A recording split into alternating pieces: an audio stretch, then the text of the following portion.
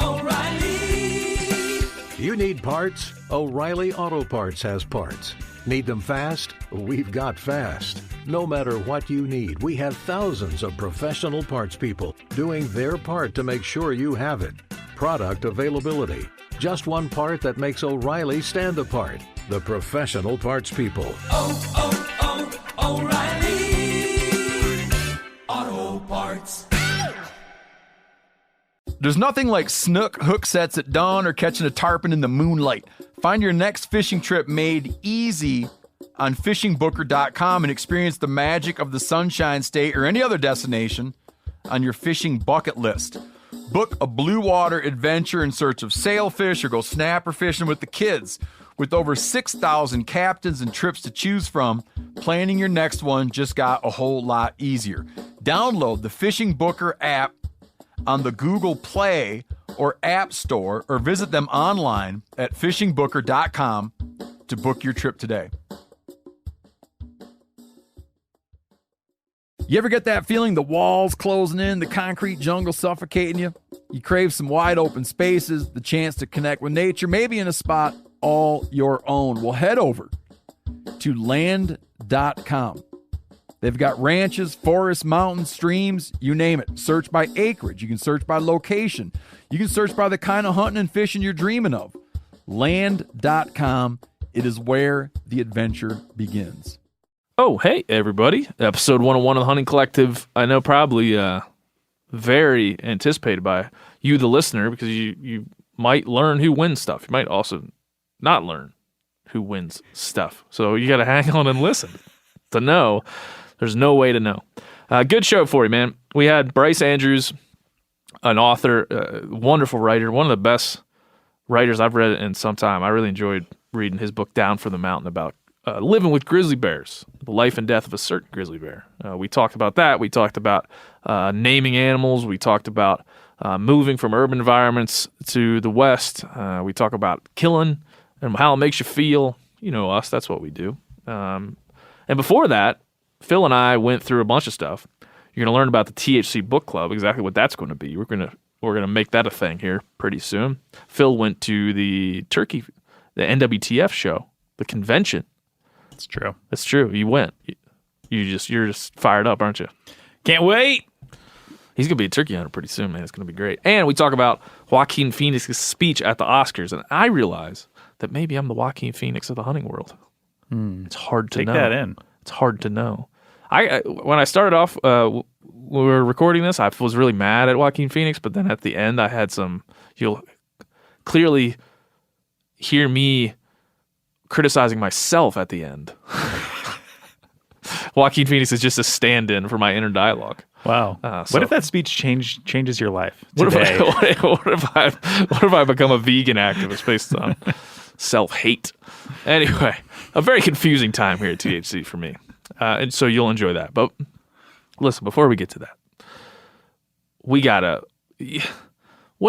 just go sign up. If you haven't done this already, Phil, it started to piss me off, really. Oh, man. I'm upset. You getting a little heated up here? I'm pissed. Because if you're listening to this and you haven't signed up for First Light's New Zealand hunt giveaway with Ben O'Brien, then you're a dummy. And you need to go and do it, because it is literally, you put your email in at firstlight.com/TAHR hunt. You put your email in and hit a few buttons, whatever, you click accept on the legal stuff, and then you get to go on a tar hunt possibly in New Zealand. You get a Weatherby rifle, you get a whole First Light kit, you get a Benchmade knife, and all you have to do is type in your email. You can even make up an email just for this. Do it. We don't care. I want to win a hunt 69 at gmail.com. Fine. There you go. Take it. Perfect. Phil just made it up that for one's you. for free. That one's for free. And then do 70, 71. We don't care. Really, it's all about going to sign up for this thing. And if you don't, you have to have some reason why. Like, what would be the reason that you wouldn't? I don't understand. You have a doctor's appointment. You're clearly, those of you that have signed up are clearly, you have a haircut. You're clearly, if you've signed up, you're shaking your head. You're in your truck. You're at work. You're shaking. You're like, yeah, Ben, get him. Get him.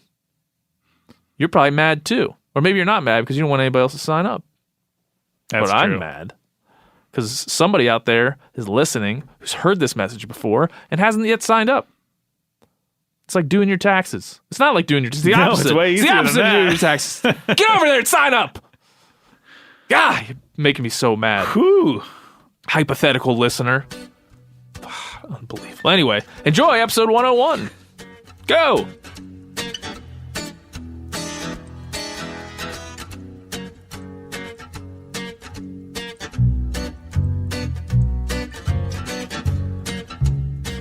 Hey, everybody. Welcome to episode 101 of the Hunting Collective. I'm Ben O'Brien, and we're basking in the glow of episode 100, Phil.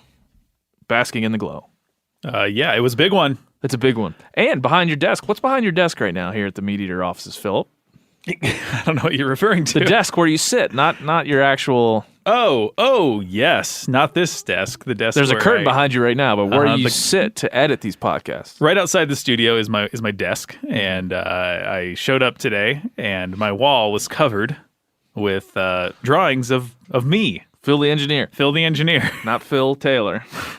No, There's two. That's That two would be different. ridiculous, That's yeah. like your alter ego, Uh-huh. Phil the engineer. Clark Kent and Superman. Clark Kent. Now you know that I don't drink coffee. I've been drinking this. What would you say that says? So in my head, before I found out how it was actually pronounced, I said yerba mate. Yep, that's But how I think- said it. But I'm pretty sure it's mate. Well, I said yerba mate because I'm from Maryland and we were rednecks, and they said, "Nope, that's yerba mate." I was like, "Well, I'm going to keep drinking it, but I'm going to do it in protest because that sounds really douchey to drink something called yerba mate." But I'm doing it. Not a sponsor. How has that been treating you? Well, I think I should start drinking coffee because I'm just having it for the caffeine at this point. Listen, I've never told you this before, but you're missing out on one of the great joys of life. Coffee. By not drinking a Well, now I'm strong just- cup of black coffee. Now I'm just having some like real douchey type of drink for the same effect as coffee. Paying more money. Yeah. You Yeah. know, you got It's this- organic though. That's good. Yeah. No. Anyway, listen, man, you are just coming back. You're on the heels of what I would deem, having not been there or talked to you about it at all, as a life-changing journey to the NWTF show. I was there. Yep. Okay. Describe how your life was changed. Was it the greatest weekend ever or the best weekend ever? Is there a word? Those are the only choices. Those are the Phil. only ones. Okay, I'm gonna go greatest then. Great. It was wild. I had no idea the scope, the vastness that You was thought I was the lying to you all these years. WTF conference. I couldn't believe how many people were there. Yeah. The size of the resort. Yep. I'll call it a resort. It was like a It's like Vegas the hotel in old Nashville. Opry in yeah, Nashville? it's the Grand the old Gaylord Opryland Gaylord Opryland. resort. There's a river in it. There was like 8 different buildings. It's like it's like a replica of like a new like Bourbon Street. Yeah. like halfway through. It's like you're in Yeah. It's like you're in a theme park. Yeah. So that was my favorite. You part. were into it. I was. Yeah. It's like a theme park. What'd you learn? How many people love turkeys? Love Love it. hunting turkeys. Love it. Love eating turkeys. I went down to the show floor. Yep. Which I thought was already a massive sprawling room. Then they're like, "Hey, turn this corner." And there's a room that's 3 times the size of the massive sprawling room, all covered with people trying to sell their own turkey calls. That's right. I had no idea how many people made turkey calls. Yep. A lot Thousands. of them. Thousands. And that's just like the people that want to travel there to sell them at the Yeah. show. Yeah. And it was nuts. Are you more excited now for your turkey hunt? You could be joking. No, I'm serious. I honestly kind of. I think it's a great setup. It's a fantastic setup. It's good. Because that's the people, man. Like you were saying, Colonel Tom Kelly was, of course, there. He was there. Lots of our friends. I missed it this year, obviously, because I have pressing things at home. But I love that show, man. I love going to the South. I love that community. I love it all. It's just and then you start hunting turkeys and you understand the fascination with the animal. Remove the hunting part of it. Because I intend to take my 3-year-old out this year and just call turkeys in and let him see what's up without shooting them. That's going to be tough. Boy, it's going to be tough. That's going to be an exercise in restraint for me, but I want to do it because I don't think he's ready to see a turkey's head get flopped off yet. And I just want him to be interested in the bird, learn about the bird. We'll eat a lot of the bird as he's already done with elk and things like that. So, You might want to do that with your kids. First turkey I shoot this year. You bring it home, eat it. And by the way, I don't forget this. You know what you can make out of turkeys? What's that? Carrots. Please explain. I saw a video on the internet from Arby's, and I'm way late to this game. This is like maybe a year ago, but I don't care because it's glorious. It's glorious. Arby's made meat carrots. Merits is what they call them. That sounds awful. I don't know. You know how I think we talked about this on the fake meat episode. You know how upset we get when they try to make plants that look and This is the video. If they can make meat, we can make veggies from meat. And this is just a recipe using a turkey breast. Obviously, theirs is like a farmed turkey breast. Look at that. Look at that, Phil. I'm getting nauseous looking at this meat carrots. That's a turkey breast you're gonna get off your turkey that you kill, and we're gonna wrap it in cheesecloth and plastic wrap, and then they tie it off a little string. And they put it in a sous vide to cook it temperature. Yeah, okay. They take it out of the cheesecloth, put dried carrot juice powder all over it. Sounds so you're delicious. covering a fake carrot in parts of real carrot to make it look like a carrot. Yep. And then they put like a little sprig of oregano and slice it up and Listen, eat it. I'm sorry. I'm an Arby's defender. I'm one of the few. You're an Arby's few in the defender? crowd. I love a good beef and cheddar. Don't get me wrong. And the seasoned curlies, you can't go wrong. But Arby's, you messed up. We're making that, Phil. No, we're not. We're not? No, Dude, those I look wanna terrible. make it. They do look awful. No, like yeah.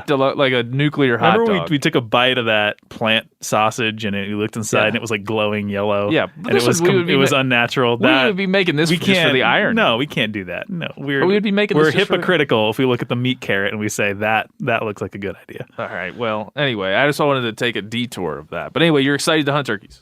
Yep. You're in. Yep. Okay, it's happening. And then we're going to do lots of talking about it when you're done because that's the job. So there's a lot of things. Before we get any further, couple of things. Bryce Andrews coming up. Wrote a book called Down from the Mountain, talking about ranchers living with grizzly bears in a very interesting part of Montana, and a story of a particular grizzly bear. He came in the studio. I just want to say, Phil, a fantastic human. And I felt like we had a connection. Do you ever? It's kind of like missed connection. Do you ever see that thing on the Craigslist? internet? Yeah, Craigslist. I felt like we had it. He had to go to another speaking event after we interviewed, and I was like, we could be friends. You should have followed him. I know. You could stand outside his hotel room with a boombox and play something. I just felt romantic. I felt like we were going to be bros, and I was going to go out to his farm. We're going to hang out. It's not too late. You don't think so? Maybe No. he'll listen to this and reach out. I thought he was awesome. I thought great interview. So we talk a lot about grizzly bears and how they live and why they live, and really just managing some of the charismatic megafauna running around, some of the predators running around. He works for an organization called Carnivores and People. I think that's what it is. And you'll hear all about that coming up. And also, everybody wants to know about the giveaways. What's going on with the giveaways? When are we going to announce the winners? There's a small crowd forming outside the studio right now. This is just people yelling. People are screaming. What about and the yelling. giveaways? And I'm like, calm down, have a meat carrot, and think about it. We're going to announce them next week. Episode 102, we're going to announce the winners. We're going to have a live panel in here to select the winner of the Phil drawing. And a live panel of people. We're trying to pack the studio full of people with real good opinions. We're going to select our favorites and then let this panel help us pick the winner.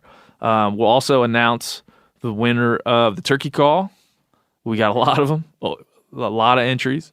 And then the winner of the rhyming podcast review, which, again, fantastic job, everyone. Fantastic job. I think here's something happened that you should all know about. We had something backfire. You don't say. Yeah. I don't think anybody that listens to podcasts looks at the rankings, but if you have a podcast like me, you look. I want to know where I'm ranked. And I thought we would play a trick on the rankings by having you guys subscribe and unsubscribe and resubscribe. No, Ben, what did you do? It backfired. We are off the rankings completely. What? Yeah, for the first time in a long time. Like the algorithm saw this mass exodus happening. They were like, "Oh, we gotta get rid of this show." Oh no, we're not even on the list. Don't tell the sponsors. Not even on the list anymore. So that was a backfire. Because we're just so you know, we're, like in the sports, there's I heard Joe Rogan say the other day, there's 900,000 podcasts in the country, or whatever, some stat where there's like almost 1 million podcasts, and there's hundreds of thousands in the sports category, which is where we sit, and we're normally in like the 50 to 70 range out of all sports, which is impressive. Out of all sports. Now, Yes. all the other podcasts on our network are right there with us. We're very happy about leading podcast network and such, but we're off now. They took us off. So anybody listening here, anybody that works at iTunes, we're sorry. Please put us back on. We apologize. You really made your bed with that one. Really, we're off. Hopefully we get back on. And I don't know why we're off. Maybe I think the algorithm is like subscribers versus new subscribers versus reviews, and I think just like general listenership all goes into this algorithm. So hopefully, so that shouldn't affect if people actually did resubscribe. Maybe we're going to go to number one. Well, hopefully the download, people will still see this. The download count will be similar. That shouldn't change, right? Anyway, yeah. So please, iTunes, we need you to help us out.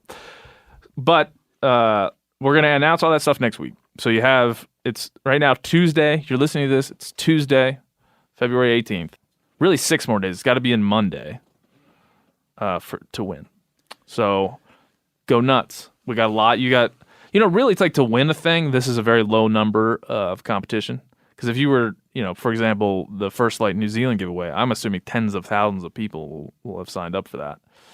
We gave away a hunt with Steve and Mark Kenyon, and it was hundreds of thousands of people signed up for that.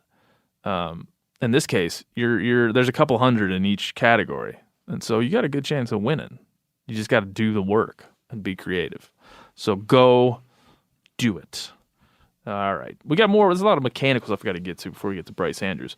We've been talking about the THC book club, right, Phil? That's right. You excited for this?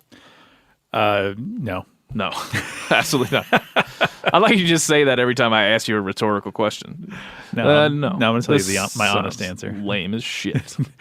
No. I actually am I'm curious to see what books you deem worthy. I know. For your audience. So we're gonna do 12 of them this year. And what's gonna happen with the THC book club now? Everybody knows about Oprah's book club. That's all fine and dandy. Good for you, Oprah. Reese Witherspoon has one now too. No You shit. know this? Yeah, she's trying to take the throne. Well, bring it From Reese Oprah. Witherspoon and Oprah. Bring it. You are famous. So we're going to pick some books. We're going to get together here as a crew, pick some books. They obviously have to be of people that are living, because we can't interview Aldo Leopold or the likes. And we're going to get those folks scheduled to be on the show. I'll let you know a couple of weeks before that's going to happen. We're going to ask you to read the book and then write a review.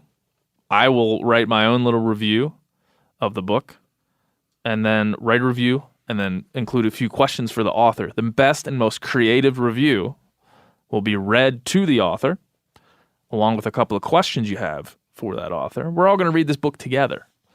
And we're going to get a really cool prize for you if you get chosen. We'll tell you what that is later as we get down the road. But that's what the THC book club is. We're going to be talking about that going into time. But I think it's going to be exciting because pretty much every damn person that comes on the show nowadays has a book. Almost all of them. I didn't plan it that way. And we don't have we just have producer Corinne that goes out and calls these people and says, Ben's interested in talking to you. We don't have some publicists don't call and say, we want you to do anything. We pick the people we like. We pick the books we like. And we say I mean me. And we go on. So it's cool to try to bring this all together, let you guys get in on the fun. And if you have a book that you really like, write in and tell me what it is, and we'll include it in the THC book club. We have actually 2 or 3 guests coming up in the next couple of months that I heard from listeners. And so if you like somebody, let me know, and we'll try to get them on the phone or try to get them in the studio. So that's that. Is that all good, Phil? Yep. Sounds great. You could have said no. You could have said no. No. All right. We're going to move to the next thing. THC Book Club, write me at thc@themeateater.com. When you're done making all your podcast entries, write me. Now, I got a listener, 2 listeners wrote in to bitch at me about not bitching about Joaquin Phoenix. You're a cinephile, Phil. I just want to get this. I just want to say this right off the bat. I love Oscar season, not because I think it means anything. I think it's mostly a foolish political campaign run by Hollywood elite producers, and the best picture that wins is hardly ever. They usually don't stand the test of time. Except this year, Parasite is a great movie. I don't know if you've seen it. It's worth seeing. I have not. They got it right this time. But I just love. I like movies. I like that there's weird categories that no one cares about, like short film animation and sound editing and cinematography. You're into it. Yeah. Like it. Let these people get on stage and say hi to their kids. But then you have people like Joaquin Phoenix. Let me just say. Who listen? Great, fantastic actor. I've not seen Joker. I did see Once Upon a Time in Hollywood, but he's not in that, obviously. Have you seen The Master? No. Okay. I've seen some movies that he's in, but I just always think of him as a crazy individual. He's not nailed down. He's had a weird life. He's had a weird. I don't know life. if you know about this. Not somebody I would call up and be like, "What do you think about the world?" I would not. I'd be like, share your art. He's had a very insular experience. So I'll start by saying this. Here's what I believe about looking up to people and listening to people, especially those that are athletes or artists or whatever. And I'll tell, when my kid ever asks me this, I'll tell him exactly this. Look up to their art, not the person. People are complicated. They're imperfect. A lot of them are assholes. Look up to their abilities and their art. Strive to be that. Don't strive to be them. Because any person that you idolize, you're going to probably find that they're not exactly who you think they are. I've had many examples of that in my life. You get old enough, you start to understand that these are just people. They're imperfect. They suck. They're awesome. Aspire to their art and not to who they are. You agree with that? Yeah, I'd say so. All right, good. You could have said, no, you're an idiot. Well, no, I mean, I think the never meet your heroes thing is, I'd say it's mostly true. I don't know if anybody thinks Joaquin Phoenix is a hero. Joaquin Phoenix is a hero, but I don't know if you're an aspiring young actor. True, he is very method and very into the craft. But I feel like actors and musicians specifically, and athletes as well. There's so many of them that are so good at what they do that you could turn this on. Mel Gibson is a good example. I would not want to live Mel Gibson's life. I would not want to hang out with him. Or hang out with him. I would not want to hang out with Tom Cruise. I would not want to hang out with many of these folks. They seem like terrible, insufferable douchebags. But when I watch the film, I'm very much entertained by what Tom Cruise has done. I don't want to get lectured about Xenu or anything like that. But I do love Top Gun. And sure. So How can you not? I love John Travolta. He's really gone downhill as Mel Gibson has in his later years. But they've made some good cinematic. They've had some good cinematic achievements over the years. So I think this is a good thing. But for people who have no idea why we're talking about Joaquin Phoenix, let me just play. He won the Oscar for what, Phil? Best lead actor, it says? Yeah, lead performance, lead actor in a motion picture. I have not seen this, but I had multiple people write in and say, you need to listen to this shit because you've been talking about animal rights in Hollywood. So, and we did talk about, what happened at, I think it was the SAG Awards and the Golden Globes, the Hollywood Foreign Press made this big announcement that the only meal available at the Golden Globes was going to be a vegan meal. And that's what it was, right? And they tweeted and Instagrammed about celebrating that they'd gone vegan. Everybody that went to a really fancy dinner at the Golden Globes was going to be served vegan, only a vegan. Not you can have a vegan option if you'd like it. No, only vegan food would be served. It's yeah. They tweeted, "New this year, we're working towards a more sustainable Golden Globes by serving an all-vegan menu." And then there's like a picture of some sort of orange nuclear soup that they served. Hundreds of millionaires took private jets and limousines to a building where they saved the world by eating soup. It was probably a delicious carrot ginger. Probably. I mean, that sounds good to me. Probably. And look, Hollywood is a completely insular community where you have to be liked to get work, and they all just have pretty much the same opinions, and anybody that seems like they don't share this very liberal, very progressive, very animal rights bullshit opinion seems, you could just get walked out of the room. So you're not going to stand up there and say, like, I love a nice steak, because it's not good for your career. Because there's many producers and there's many that would have been an incredible moment. We'll get to Joaquin Phoenix's speech later, but it'd be good, really guys. funny if the guy after great. Joaquin Phoenix comes up, he's like, just eating a fucking ribeye on listen, the stage. Joaquin, big fan, fan. but I love a good filet mignon. Big fan. I love a nice filet mignon with a little bit of milk. Big old cold glass of milk. Some veal. Just bring a little cow out and whack it on the head with a hammer right there on stage. So this is what Joaquin said. We'll try to play this out for you. And this is like halfway through his speech. He seems like his demeanor, if you're not seeing this, you can, of course, Google it. He's kind of a weird dude. He's a weird dude. Very uncomfortable up on the stage, but is trying to seize his moment. Phil and I have a disagreement about this. I feel like he has a false modesty going here, where he's just doesn't want to be there, but he's there anyway to say some really important shit that he doesn't want to have to say, but he's got to say it. He's real reluctant to be up there, but he's got an important message. He doesn't really do well with this stuff, but he really wants to say something. I feel like that's horseshit. I feel like he's an actor. That's true. He's an actor. Yeah. You thought that he was genuinely nervous. I mean, if you watch this guy from when he's been acting since he was a kid. He's acting now in this speech. I'd say in some way, probably. And watching the first, little bit of it here. So here we go. I think that we've become very disconnected from the natural world, and I agree. of us, what we're guilty of is an egocentric worldview. The belief that we're the center of the universe. That's mostly true. We go into the natural world and we plunder it for its resources. Yeah. We feel entitled to artificially inseminate a cow. Oh, whoa! Hard left turn. What? At first, you think, okay, he's talking about maybe fracking. Oh, well, maybe we're taking advantage of the earth. Maybe is this a global warming thing? Where's this going? I mean, and then artificially inseminating cows. Okay, I'm gonna walk it back a little bit. I mean, because he's an egocentric actor talking about some shit no one cares about because he made a movie plating a clown. That it is the most hypocritical bullshit. And they always get up there and they'll say, I have earned my right to speak. You have absolutely earned your right to speak. This is why the Oscars are fun to watch. Because 90% of the people get up there, you get Laura Dern and Brad Pitt, and they're so charming and we love them. And they're like, thanks to my kids and my mom. That's what you should fucking say. And then you get, everyone's you get a couple people every year who get up. Renee Zellweger got up after Joaquin Phoenix, and she didn't do any sort of political messaging, but it was almost harder to watch because she just went off the deep end. It gets, I don't want to go on a rant, but I will.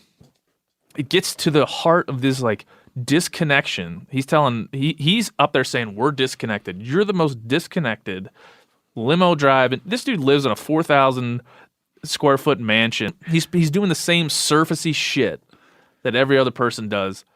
Now, we got a guy coming on in a couple weeks who actually went from vegan to try to live without eating any industrialized food for a year.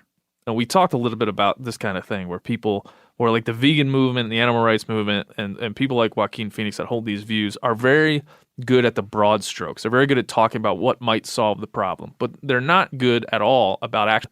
But let's listen to him talk about cows here. See where he goes. Feel entitled to artificially inseminate a cow, and when she gives birth, we steal her baby, even though her cries of anguish are unmistakable. And then we take her milk that's intended for her calf, and we put it in our coffee and our cereal. He's got crazy eyes here, dude. He's acting. We fear He's the acting. idea of personal change because we think that we have to sacrifice something to give something up. But human beings at our best are so inventive and creative and ingenious. And I think that when we use love and compassion as our guiding principles, we can create, develop, and implement systems of change that are beneficial to all sentient beings and to the environment. Now, I've been... Can we pause it for a second? See, I just want to say that, like, I feel like maybe I'm going to get called out for this. I generally agree with his overall premise, is that we are not doing things correctly, and there's probably a better way we could be doing them, and we should, like, try to work to do it. But his thing is, like, he thinks the thing that's destroying the planet, or I guess disconnecting us from nature, is that we are drinking milk. Yeah, it's just delivery. It's everything about the way he looks and the way he's speaking and where he is and what he's wearing and how he got there that makes this bullshit. Like, I would have him on the podcast. We could sit here and have this conversation. We would probably agree on a lot of things. Oh man, if you thought Barry Gilbert was, I'd have a hat ready. Joaquin Phoenix. I'd have a hat ready for Joaquin right away as he walked in the room. I think that's what it's like bullshit. When I'm agreeing with Ricky Gervais, who is just roasting these people as disconnected. It's just painful to watch and listen to. It just is. And it's one of those things where your message, this happens to me a lot of times with Trump. I'm listening to what he's saying. I'm like, I don't disagree with this, but what are you doing? Like, your delivery matters, the where you are matters, who you are matters. All that stuff matters within the message. And doing a show like this where you learning along the way, like every person is learning as they take stuff in. And I mean, I'm sure there's something for me to learn from this, for everybody to learn from this. But I don't think that what he said there is going to convince anyone. I mean, he's literally in an echo chamber. I don't want to like make this about this show because it's about this guy's speech. But one of the things I endeavored to do this year was have more people on that are actually doing stuff on the ground, and that's what Bryce Andrews did. He moved from the West Coast, from an urban environment. We'll talk about this a lot. Moved to Montana to become a rancher, to learn what it's like to be a rancher, to learn what it's like to live in this country, to have an educated opinion. And then he started writing books about the experience, and he does it very well. And we have other people coming on later in the weeks that are going to be the same way, that instead of just talking about it, being an intellectual about it, being a professor, which is nothing wrong with that. But these are people that have taken up the mantle, cared about this stuff, and gone on. So it's not that these ideas, even thinking about being an environmentalist in the modern sense, is a bad thing, but it's just the way these animal rights views shape it. And so I don't think it'll be controversial to say Joaquin Phoenix is an idiot in this case, but he is. And so there it is. If you haven't watched it, you can go Google it. O'Reilly Auto Parts are in the business of keeping your car on the road. O'Reilly Auto Parts offer friendly, helpful service and the parts knowledge you need for all your maintenance and repairs. If you're confused about what part you need, like what wipers are going to be the best, what replacement headlights are going to be the best, go into O'Reilly and talk to the people that work there, because they're great and they're super friendly, and they'll get you squared away where you walk out knowing you got the right thing.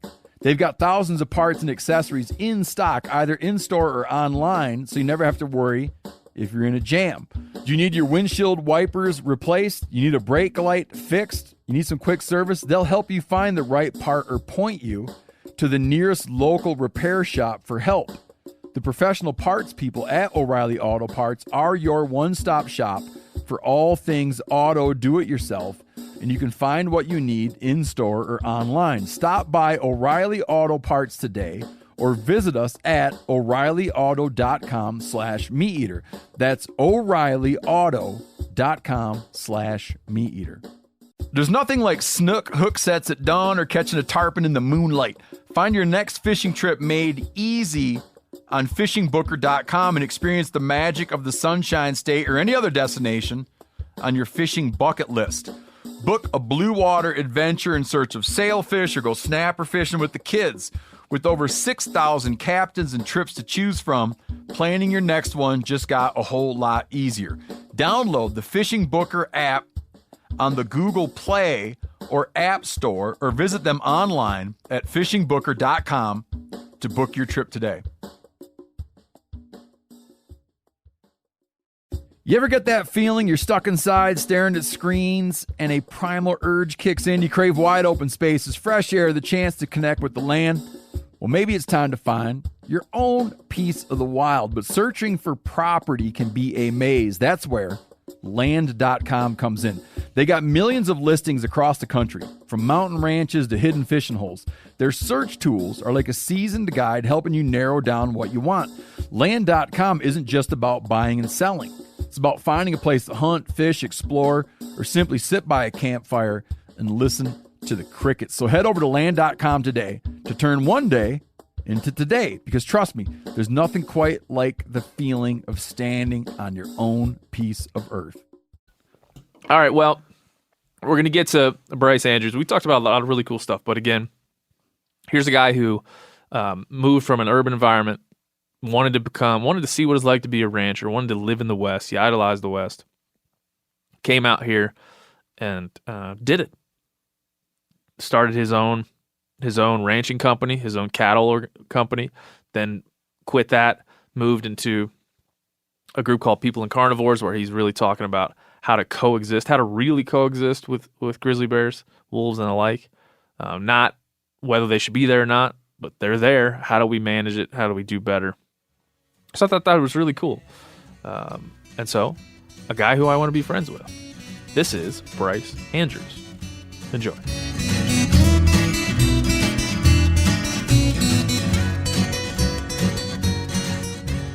Hey, Bryce, how's it going? It's going great. Thank you so much for having me in. Yeah, thanks for coming in. This is your first time a meat eater. You weren't really sure what the hell we even were. Well, I did need a little bit of reading in, but I think that is all down to the fact that I live on a farm kind of under a rock. Yeah, so. In the middle of nowhere. But yeah, apologize. You won't hear in the background. Phil tells me you won't hear it in the background, but Steve and the Flip Flop Flesh are out there filming a beaver caster video, which you'll see on somewhere. Where's that going to go, Phil? Social media, probably. So you may hear that in the background, but that's just our office, Bryce. That's who we are. That's right. Yeah, normal Monday around Mondays. Yeah. Mondays. So you're an author. I wanted to start out to make sure we covered this. We were just talking about it. Jonathan Todd Ross is this guy that reads your audiobook. And when I hit play on it and I heard Jonathan Todd Ross come on, I've been calling him JTR because we're close, and is beautiful. I love that dude's voice. I've listened. I think this may be the 5th book I've listened that he's done an audiobook. So if you know him, reach out, because I think we're friends. I will. I'll let him know. I'll pass it along through the editor. He does a great job. When you spend 30 hours with someone, 40 hours with someone, you feel... That's right. Yeah, you get to that initial, use his initials, that level of familiarity. Yeah, I'd like him to come over and read to me at night. Just whatever. Just put you down. Yeah, the back of the milk jug. I don't really care. Anything. I feel like I have a good relationship with him. I'm feeling good. So you're not a Montana boy, but you're living in Montana now, right? Yeah, I came out to Montana. Well, I mean, I came as a kid. Yeah. And worked on my godparents' ranch outside of Billings from the time I was, like 8 on. But I grew up in Seattle, so I grew up far away from the place where I've made my life and living for the last more than a decade. And you wrote a book, Bad Luck Way, that talks about this, and you talk about this in your other book, Down from the Mountain, that we'll get to. Kind of like why you came to Montana, not originally, but sure, why you moved to Montana, what you were pursuing there. I feel like that story is as interesting as anything that has to do with grizzly bears or whatever we'll talk about. So you were living in Washington, right? Mm-hmm. I believe Walla Walla or somewhere thereabouts. Yeah, absolutely. I've done my research. And you decided that you can describe kind of how you decided to move to Montana and what those feelings were.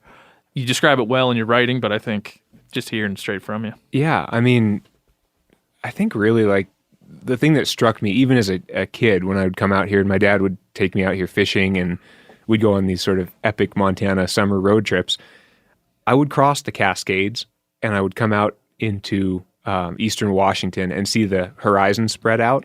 And it was just like something inside me just kind of relaxed and mellowed out and ran out to the horizon. And Montana was always like that, but just amplified. I just loved the place. I loved the austerity of the landscape and the wildness, and I loved the places where there weren't people, and just drawn to it. And I made my way toward it through the work of ranching.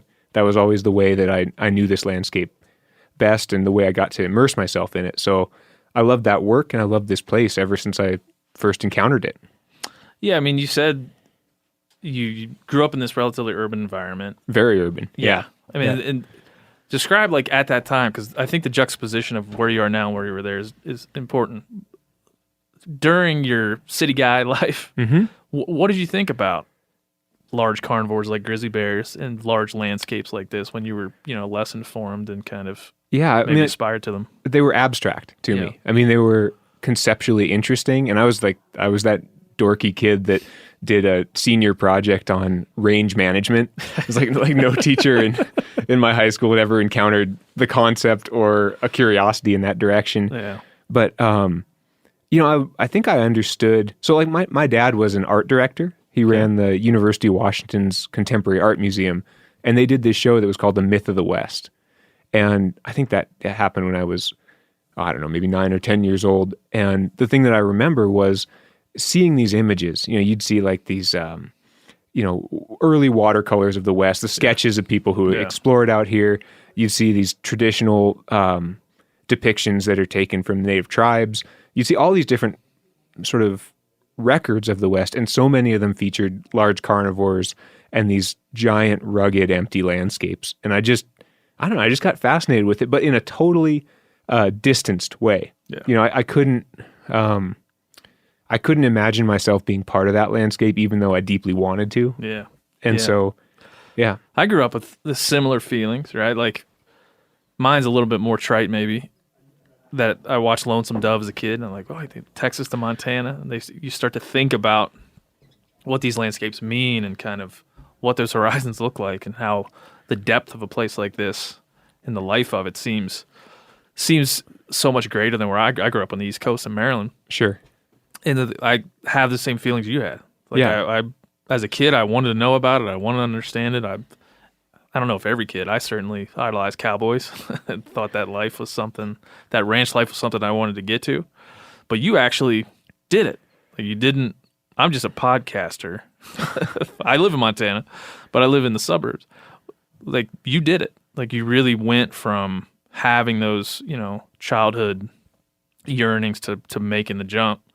And one of the most interesting things about your writing in both your books, I love it, and I love it when artists, because I consider writers artists, take on things like ranching, things that are kind of rough scrabble that you might write poetically about, but your writing kind of gets down to the dirtiness of it and addresses the feelings in a way that people that hadn't done it for as long as you have could do. I mean, it's great. I think that's a really nice way of saying, you spend a lot of time describing building fence. Yeah.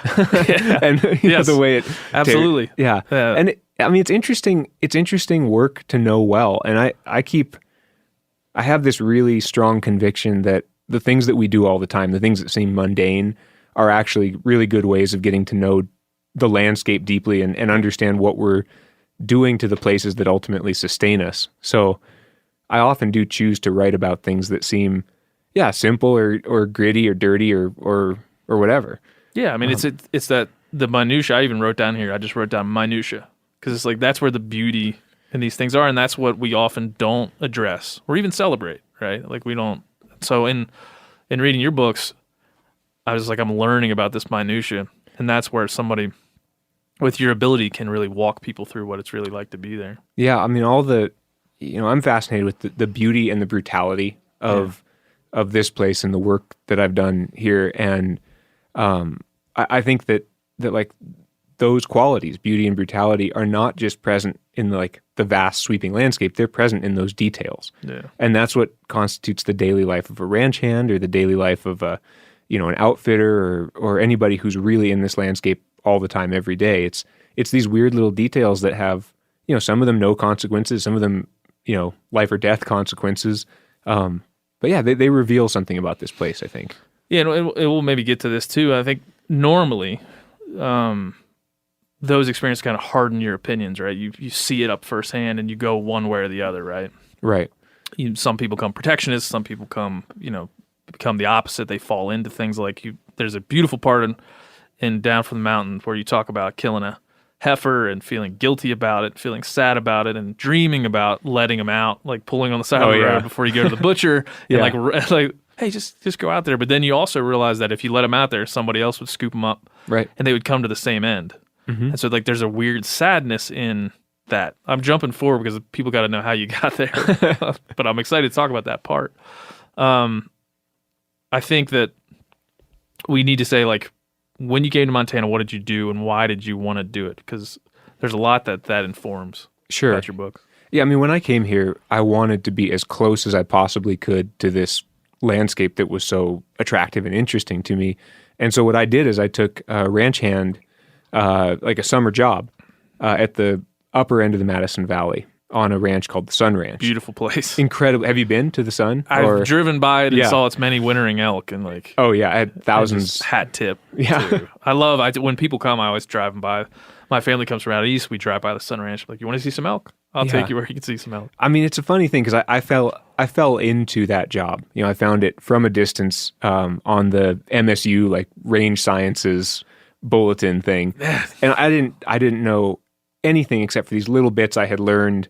Working for my godparents as a kid, and I basically fell into that opportunity. And you probably have seen, and I think a lot of people in this landscape have seen how like in every valley there's one ranch that's like it's like just right. Yeah, it sits on the land in this special way. It looks at the mountains in the right orientation. There's like the drainages are like, we'll all go here. Right. Everything converges, and the Sun Ranch is one of those places. It's like 20,000 acres, pushes right up to the Lee Metcalf Wilderness. Huge wildlife populations, thousands of elk that come across, Expedition Pass, all sorts of wild carnivores.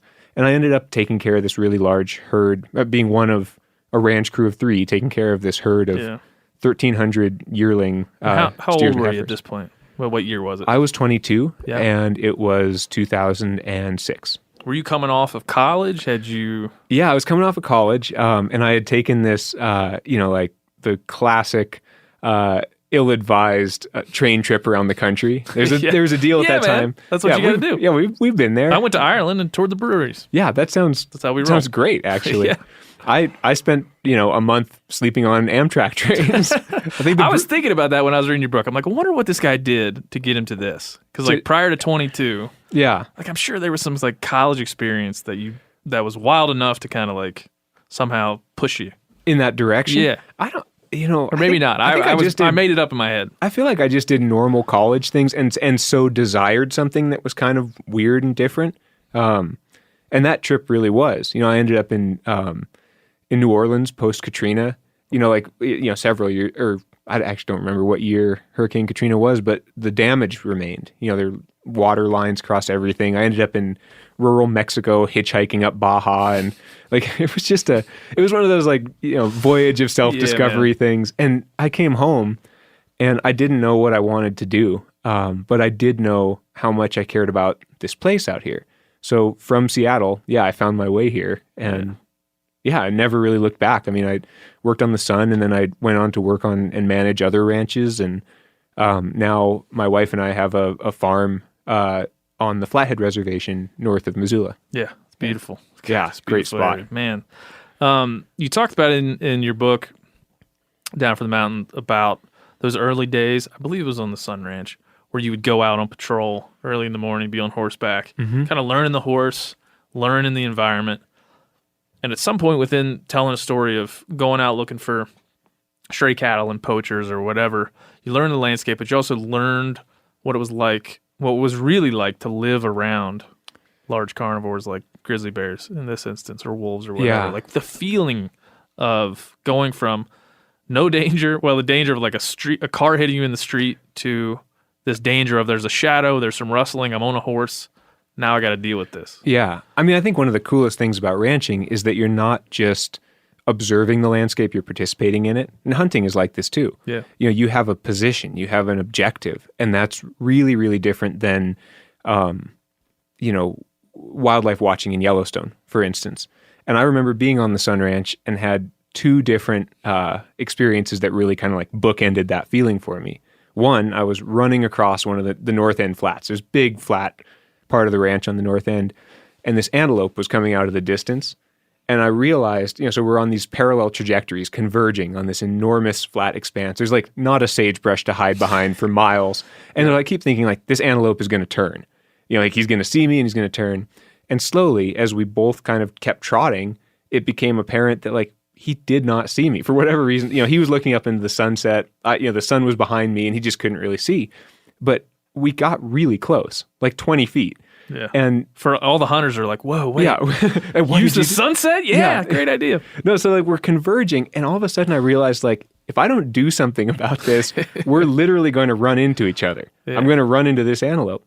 And so, being a city kid, I like looked at the antelope and I was like, hey. and it did a double take and sprinted off to the horizon. And I had this moment of thinking like man, I can reach out and touch this world that was so abstract for me. And then I had a parallel experience where I was in the brush and had a grizzly really close to me. And then I thought, oh shit, it can reach out and it can touch me too. Yeah. And that kind of immersion, I think, is what I like so much about this work. Yeah, and then you get to a point where you have those first experiences where you realize this is reality, and then you talk a little bit about living in close proximity to these animals. Because then it comes, I don't know if it ever normalizes, but it becomes part of what you handle on a daily basis, kind of what you handle when you're outside. And like it has to change you a little bit. It has for me too when I'm hunting my entire life, not worried about a thing. Right. Possibly a rattlesnake, possibly something else. Mm-hmm. I come here and I've got this orange canister strapped to my waist and a pistol on my holster, and it's just a whole different alertness. Right. And you can't really settle into it. It's such a weird thing, though, because like I went to, my wife and I went to Costa Rica, and we were in the jungle. We were learning about different kinds of carnivore conflict and how people deal with it. So we were with a jaguar researcher walking around in like one of the least developed corners of the Costa Rican rainforest. And I was just scared out of my mind the whole time because there are tiny little leaf-colored snakes in all the leaves that bite you and you die. Can't do it. And yeah, no, me either. And so it's different kinds of risk though, because the guys who worked there, that's part of their life the same way that rattlesnakes and grizzlies are part of mine. It's a risk, and I understand it, but something in you becomes calmer or resigned to it or familiar with it over a time. But it's funny how unimaginable it is. Like you go down there and I think like I could never get used to this. And maybe I couldn't. I don't know. Maybe I'm somehow calibrated now for these animals, these risks in this landscape. Yeah. But and I'm sure you've thought about this. It requires some level of sacrifice. You have to sacrifice the feeling of like I can go around this corner and for no fault of the bear or my own, I can jump up a grizzly bear and it can kill me. Yeah. So you're sacrificing some level of safety for the landscape that you choose. Right. If you choose to live there, you're making a deal. Yeah. And I think people should be really upfront about that. When I talk about the importance of having grizzlies on the landscape, that risk is something I've accepted. Yeah. And it's certainly a complicated thing because when things do go really badly, it's a horrible outcome. Yeah. We've talked a lot about bear attacks on here, and when you start to hear them, a lot of them have this like similar refrain of the bear's not hunting you. You're running up on the bear or vice versa. Mm-hmm. Something happened that neither of you had predicted or planned for. And then this clash occurs. And it doesn't end well, ever. Yeah. When it goes down like that. And that's, like I said, you just make that deal. And And the same thing, I laugh. I don't know how you feel about this when I see the signs for Yellowstone. Like, bison. Don't get too close. Whatever I can't even remember the number, but they're like, don't get this close to bison. Like, who did we negotiate that number with the bison? We won't get 12 feet away from you. You stay there. We'll stay here. Right. And it's like you've actively made this choice. I've actively made this choice. We're going out in the landscape and making a choice. Mm-hmm. It feels like visitors to Yellowstone maybe sometimes don't understand that they're unconsciously making that choice because they want to get close. Right. And we spend so much time focusing on a few of the risks that exist in nature. Like the grizzly one, we all think about it out here. But, I can think of times when I've been twice as scared of a moose, like an angry moose, and you don't even. And then there are all the other sort of more mundane ways to die in the natural world. Like, you're out there traveling in the winter and you fall down a tree well. What a grim, what a grim way to go, and what a present risk that we just don't think about the way we, but yeah, we're here to talk about carnivores, I guess. We're here to, like I said, it's a conversation. We talk about where it goes, but I do think that risk and living with it is something that, when you start to talk about your book in the Mission Valley, we're in the Flathead, it'd be nice to describe what that valley looks like because it's the setting for your book. Sure. But it's also the setting for this very real comparison to what we're talking about now. The risks, there's been pheasant hunters attacked by bears in the Mission Valley. Yeah. Often. And in fact, FWP's putting out alerts like, hey, pheasant hunters. That's not something that I think a lot of hunters or even outdoorsmen think of. Mm-hmm. You're pheasant hunting, you might run into a grizzly bear. That activity, those two activities don't often cross. Yeah. But in the Mission Valley, that happens. And so I think because we'll talk about Millie, the grizzly bear, and get into that, like where, I guess, describe how you first got to the Mission Valley and kind of what that looks like and set the scene for people. So I got to the Mission Valley by, through the work that I was doing for this small conservation group that's called People and Carnivores, which is a group that works to reconnect and restore populations of native carnivores by reducing conflicts between those carnivores and human beings. We should, there's so much baked into all this, but we should want to address kind of like how you came to that. Yeah. Because it is connected to the earlier thing I mentioned where you're talking about you're working for a company called Oxbow, or you're co-owner of started a ranch with a friend. So you started a ranching cattle operation with a friend. Mm-hmm. You're going through this. You have a regular routine. You have to get meat to the butcher to make money, to survive, to keep this company. And in one of these journeys, I'm telling your story before you're sitting here. No, this is great. Just sit there. And as I'm reading this, like you're going through this story where you're hauling heifers into the butcher, like I said earlier, and you get to thinking about the killing. Mm-hmm. Can you describe the story where you're whispering things to the cows and the butcher's like, "What'd you say?" Yeah, you take people through that little moment. Sure. I think what this all comes back down to is that the thing that allows you to sustain an agricultural life is balance, and the way that we initially set up our business didn't really have it. So what we were doing is we were finishing cattle that we got from other places. And from just a purely emotional standpoint, I always enjoyed the balance between life and death on a ranch.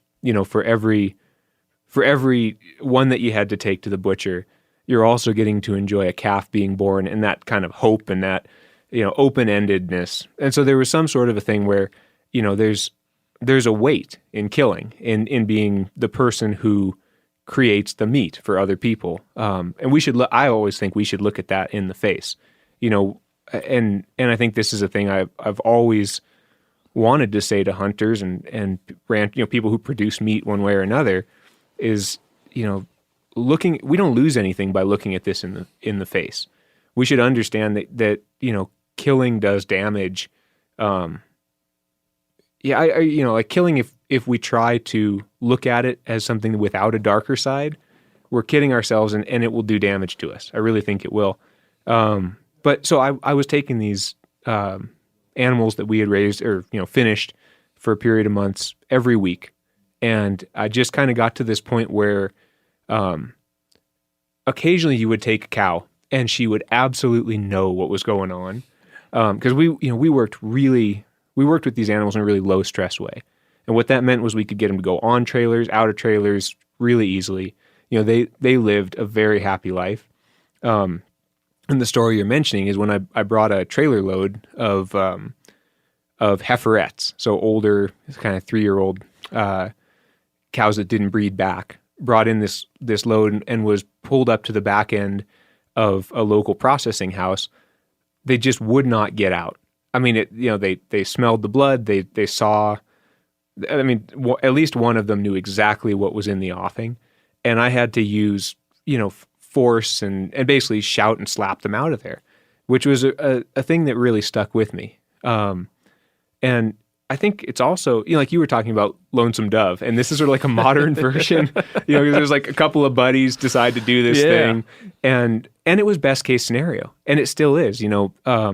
we were producing meat that was grass-fed, grass-finished, without hormones and antibiotics. Yeah, and this is after your experience on the Sun Ranch. You're getting to know these large operations. You've kind of like graduated to something that you're comfortable with. Right. And so like to bring it all back around, I mean, I felt like I was doing this the best way I possibly could, and yet I still felt this imbalance. And I also had these experiences where, I had needed to kill large carnivores in the course of doing ranch work. And I always felt this strong attachment to the wild creatures, particularly the difficult ones like wolves. And I wanted to be on it's not that I wanted to be on a different side, because we graze cattle on our place now. It's just that I wanted to look at it from a slightly different perspective. So I found this opportunity to work for this group called People and Carnivores, and they looked at me as a good candidate because I'd spent all this time ranching in places that had lots of lions and wolves and grizzlies. And so I knew that perspective of how the two species could coexist and how they could collide. Yeah. I think that's a great setup for the rest of the story, because it's having not really lived in, I live in this country, but I don't live in it the way that you have and do. And very few people have had the experiences that you've had through this whole story, right? Coming from the city, moving here, and then immersing yourself in the way that you have. You haven't just kind of gotten a job and found your way. You've kind of, it seemed to me like you were kind of graduating to the next thing as you learned about how ranching works and how cattle production works, and then how cattle and large carnivores work, and then graduate to the next part. So I enjoyed that part of learning about your experience, because I think that's important. But now you find yourself working for People and Carnivores, trying to figure out a way. I think, if you tell me if I'm wrong, but like coexistence is what that's the heart of those folks are looking for. Yeah, the idea is being able to share the landscape with fewer instances of conflict, basically. And that's the perfect kind of petri dish for that experiment is the Mission Valley. Totally. Right? And the Mission it's a microcosm for, you can look at the Mission and you can see a lot of the stories that shape the American West. And no discussion of the Mission would be complete without saying that it's the reservation of the Confederated Salish and Kootenai tribes, and it's not the entirety of their native land. So, you have all the normal Western problems, like neighbors fighting over water, increased crowding and subdivision, the way that agriculture is shaping and changing the valley floor, and how that impacts, the wild creatures. But then you also have superimposed on that a history where Native people have been used very hard and unfairly, and are recovering from that. So the Mission Valley, just to give some geographical context, it's at the southern end of this enormous wild ecosystem. So like if you in the book I put it this way, if you're a wolverine in the Yukon, you can head south and cross very few significant roads, and you can end up looking out over the Mission Valley. It's connected to that huge ocean of wilderness that still remains to our north. But the valley floor is extremely agricultural. I mean, it's like these sheer mountains that just drop down. It's like a wall of mountains, and then a valley floor that might as well be. It kind of looks like the Midwest at times. It really, it's like I've never seen, when I first laid eyes on that valley, I've never seen anything like it. It's like maybe New Zealand. There's a lot like that when you really get those tectonic plates going to work in a small area. But I've never seen anything like it, with like the gradation of all of a sudden it's like boom. Oh yeah, you're on a cliff. Yeah, and I'm like, I think you described it at some point as the hand, maybe with fingers that are almost straight up, and that's what it looks like. It's you have these vast wilderness, these mountainous cliffed wildernesses that lead into cropland. Right. It's a crazy environment. Like I said, it's kind of it seems like a weird experimental version of cohabitation. Yeah, and what it is it's a glacial landscape. So like that valley is the southern extreme of this enormous northern ice sheet. Yeah. And that's what carved all this stuff, and that's what left the fertile soil down there. And grizzlies and people, the tribes, have been part of that landscape, coexisting there for, basically since that last glaciation. So it's really interesting to look at everything that's happened in the last 100 years, which is like all the roads, all the fences, all that stuff. And it's just this thin little scrim on top of this deeper history. And when you first saw that place, you start, you dive in, I assume, working on, was it grizzly bears you worked on first? Yeah. So what I did is I went and talked to the tribal wildlife folks and said, what are the major conflict issues with your big carnivore species? And is there a place for me to be useful? And Stacy Corville, the biologist up there, he said to me, he's like, it's corn and chicken. And I was like, and I didn't expect either of those two things because, when I was working on the edge of Yellowstone as a ranch hand or a ranch manager, I was always thinking like, wolves, calves, grizzlies getting into people's food in the backcountry, hunters running into grizzlies, all that.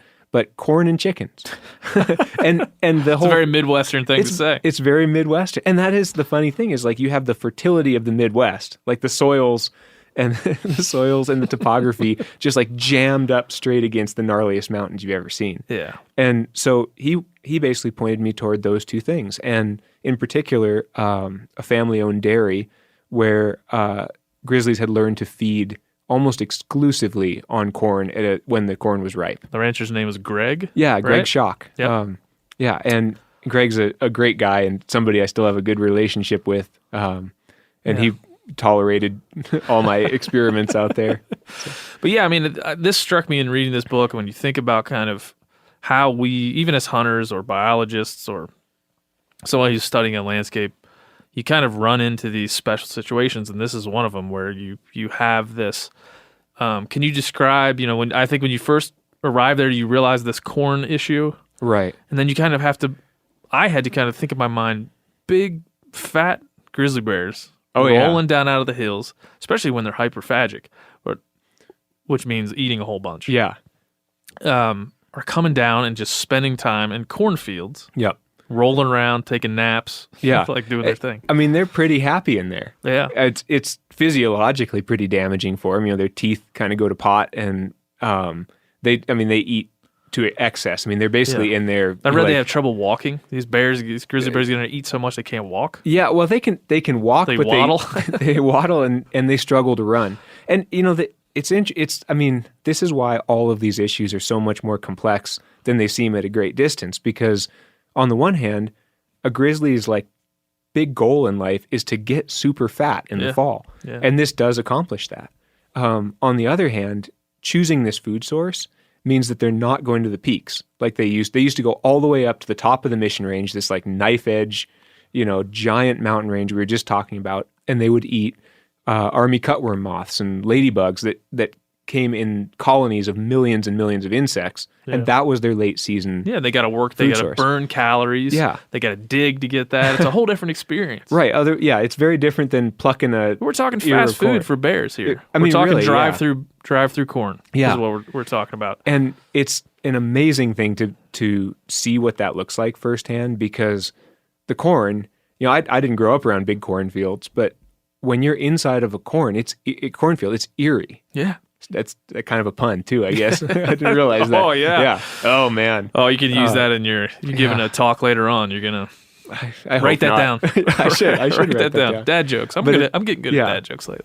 Yeah, no, but it's a weird place to be. Yeah. I mean, the light is all bizarre and green because it's coming through this canopy. You can stick your arm out and your arm disappears. Yeah, just imagine if you were like, hey, listen, grizzly bear, you're going to get into a place that feels very insulated from the outside world, and the shit's going to be full of food. Right, and water, too, because they're constantly irrigating it, and there's water in the pivot tracks. The soil doesn't soak up the water, so there's all this runoff and water sitting around. It's perfect for you. You go in there, you get fat, you come out, you're going to be all screwed up. Yeah, so they get addicted to it, basically. Of course. Once they've had it, they come back, they try to find their way in again, and they stop using natural food sources.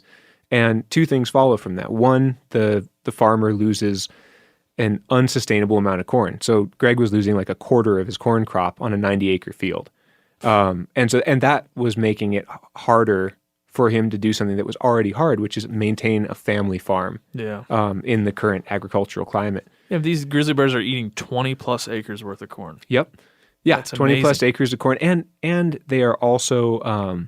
it's bringing them into a place in their hungriest season where they're going to be in conflict with people. Yeah. So, if you have bears that are coming and going from the low parts of the valley at that time of year, like you were talking about pheasant hunters, the fact that they're down there eating corn, like that's during pheasant season is crazy. Yeah. And it's crazy. But it makes a lot of sense, right? Yeah. They're hyperphagic during those times. They're getting fat for hibernation. And and there's a lot of activity from humans. And there are stories that illustrate how close people, and particularly pheasant hunters, are to grizzlies when they're down there. Like, collar data is an amazing thing because we can see for some of these bears exactly where they went, like when they paused, what they did. And Stacy tells me this story of being on the edge of a cornfield, tracking a sow that's in there, and have a bunch of pheasant hunters pull up and say, we're going to push this field. And he said to them, there's a grizzly bear in there. And they said, we don't care. And they wandered it. So he could see the guys moving through this field. And he could see with the telemetry, the bear basically walking a circle and staying out in front of them, staying away from them, waiting until they were done with their hunt and then continuing. Now that is not, please don't take that as like... That's not a strategy. That's not a strategy. The bear's not a blocker for your pheasant hunt. Right. What it illustrates is how close these animals are living with us and how good they are at avoiding conflict most of the time. And that's I think, as much as anything else, why we have such an obligation to do our part to limit that conflict and probably not to push that particular field at that particular time. That's a brave souls. Yeah, brave. That's one word for it. Stupid. Yeah, would be another one. Yeah, yeah. There's not a lot of meat on those pheasants. You really no. There's really more meat on the hunters. Yeah, you're really going for the experience. Yeah, I mean, I think again, the beauty in this is it kind of all illustrates what you do now for a living, and what I think is I often in the past in these conversations have missed, which is just like stop talking about the debate in the GYE, stop talking about the Great Yellowstone, stop talking about whether grizzly bears can interconnect their populations, which become like the points in a debate about a thing. Mm-hmm. And in this case about, grizzly bear hunting. And erase that for a moment and then look at how these two things can happen, how cohabitation can happen. Yeah. And you've kind of got a fishbowl of that, and you spent a lot of time there. Yeah, a great microcosm for some bigger things. And also, I think I'm trying really hard in this book to draw people's attention to the stories of individual animals, because it's really tempting to step back and say, like, okay, these bears are dots on the landscape. They're collar data dots. Yeah. But if you start looking at the life of any one bear, if you start looking at, if you have that collar data to see what they did, what they encountered, what challenges they faced, you start to appreciate them a lot more. And you start to recognize that the stories that wildlife are living out, whether it's a bear or, whether it's the skunk in the back pasture, like they're heroic stories. Yeah. They face these really difficult ways of getting by. Yeah. And when it goes wrong, it's tragic. And so like that's, as much as anything, that's what I want people to understand is that if you start, because so I was sort of tracking on the story of this bear named Millie. Yeah. It was a sow that had come for years and years to the crop, had raised all these different litters of cubs. So she was a genetically significant bear and one that was living pretty darn well with people. And she came to a really rough end because of her proximity to us and because of the way we were, because of the choices people who lived around there made. I used to think that her story was exceptional. And I used to look at that and think like, wow, what a crazy life that bear lived. Yeah. But as you get closer to it, you realize they're all living lives like that. I mean, they all have like near misses from, Dude, big old semi trucks. And that's it. Like when, I don't get on the stump about hunting. Like I said, I don't hunt grizzly bears, but I feel like that in hunting. I feel like I go scout, I find an animal, I watch that animal, I hope to find that animal again. At the very least, it's my job as a hunter to understand what that animal's going through. Oh yeah. Where it's going to be, why it's going to be there, and then make that decision, much like you had to do with a heifer. Yeah. Like make that decision to take that animal's life. And there's like the relationship there. It grows me and my empathy in a weird way. Yeah. It's just so hard to explain to someone. But it makes sense if you've known a corner of it or if you've seen it. Yeah, what you're saying makes sense to me. Yeah, growing empathy with tracking something and then killing it makes sense to you. I'm sure even as a rancher makes sense. But then you start to just get into separate the hunting for a minute, because I'm sure when you're tracking Millie, you weren't really too worried about hunters. There's no hunting, so you're not worried about it. Yeah. But then you just have people trying to make a living. Greg is I guess you could say a small dairy farmer. Yep. His daughter's involved in a lot of this. She was earlier in her life. Yeah. And he's just seems like a regular guy. I never met him, read about him, but he seems like a regular guy. And you start kind of the book and talk about Millie when you collared her for the first time, correct? Is that right? Mm-hmm. So just when Stacy collared her. Stacy, the biologist, and Greg and yourself went out, tranked her, put a collar on her. Just kind of describe that moment, getting to see that play out, and what it meant to you. Well, so I wasn't there for that. Oh, you weren't? Yeah, Okay. so I was writing that based on interviews with Stacy and Greg. But from what they were telling me about that, she was actually. I mean, this is again like it's this thing that seems exceptional, but it's kind of an average day for those guys because Stacy in particular, snares and tags a lot of bears. But that she was aggressive, against the snare. It took a while to sedate her. It was actually one of Stacy's first. He wasn't as experienced at it back then, and it was one of his first times that I think he was sort of taking the lead on the sedation of the bear, which is a really complicated thing because you're trying to. I mean, obviously, you have to knock that animal out pretty significantly, but you're doing it by I have helped sedate a number of large carnivores, and it's always kind of iffy because if you use a dart, you're wondering like how well did the plunger on the dart inject this very powerful, I don't know if it's an opiate or a narcotic or whatever, ketamine. It's like how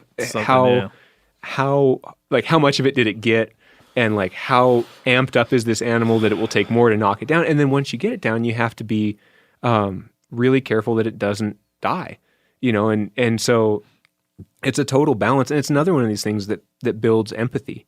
And I mean, just to kind of hop back really quick to the, we were touching a little bit on hunters and these big carnivores.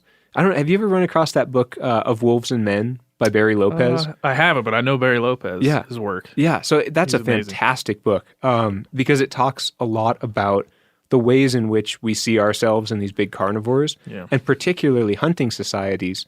It's the more I know about big carnivores and the more time I spend hunting in the fall, the more I realize how right tribes all over the world had it. That like these are the animals we should look to for advice. Yeah. If you look at the strategies, he has this great story about the Nunavut people way, way, way north, and the way they look at wolves as essentially like exemplars of different hunting behaviors. And they do that for really practical reasons. It's like basically because wolves don't starve to death, and Nunavut hunters used to before they had rifles.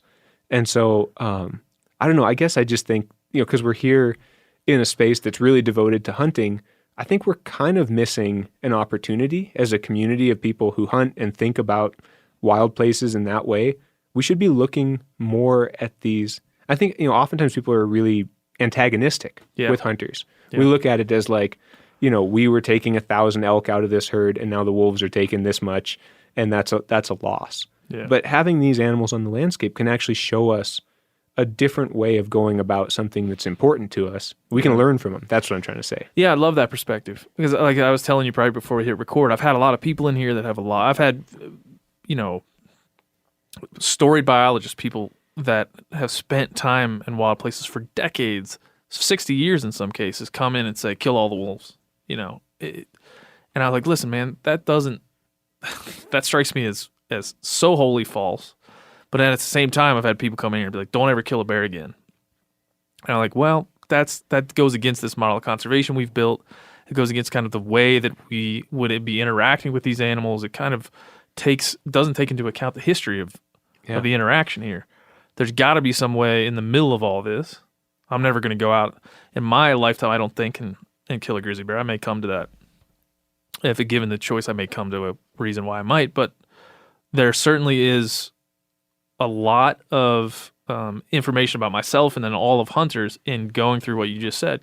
Going through what is our relationship to this thing? What do they mean for ecosystem? What kind of service do they provide to the ecosystem? And I think because they're so storied within our culture and so charismatic in many ways, our connection to them is never going to go away.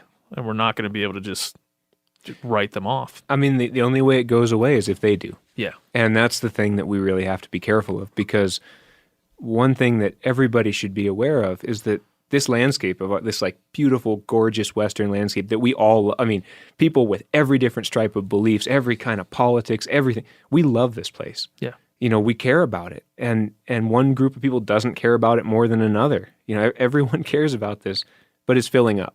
Yeah. I mean, that's the thing that we see. You know, we talk a lot about, you know, long-term outcomes for these species, and so much of it depends on connectivity and habitat.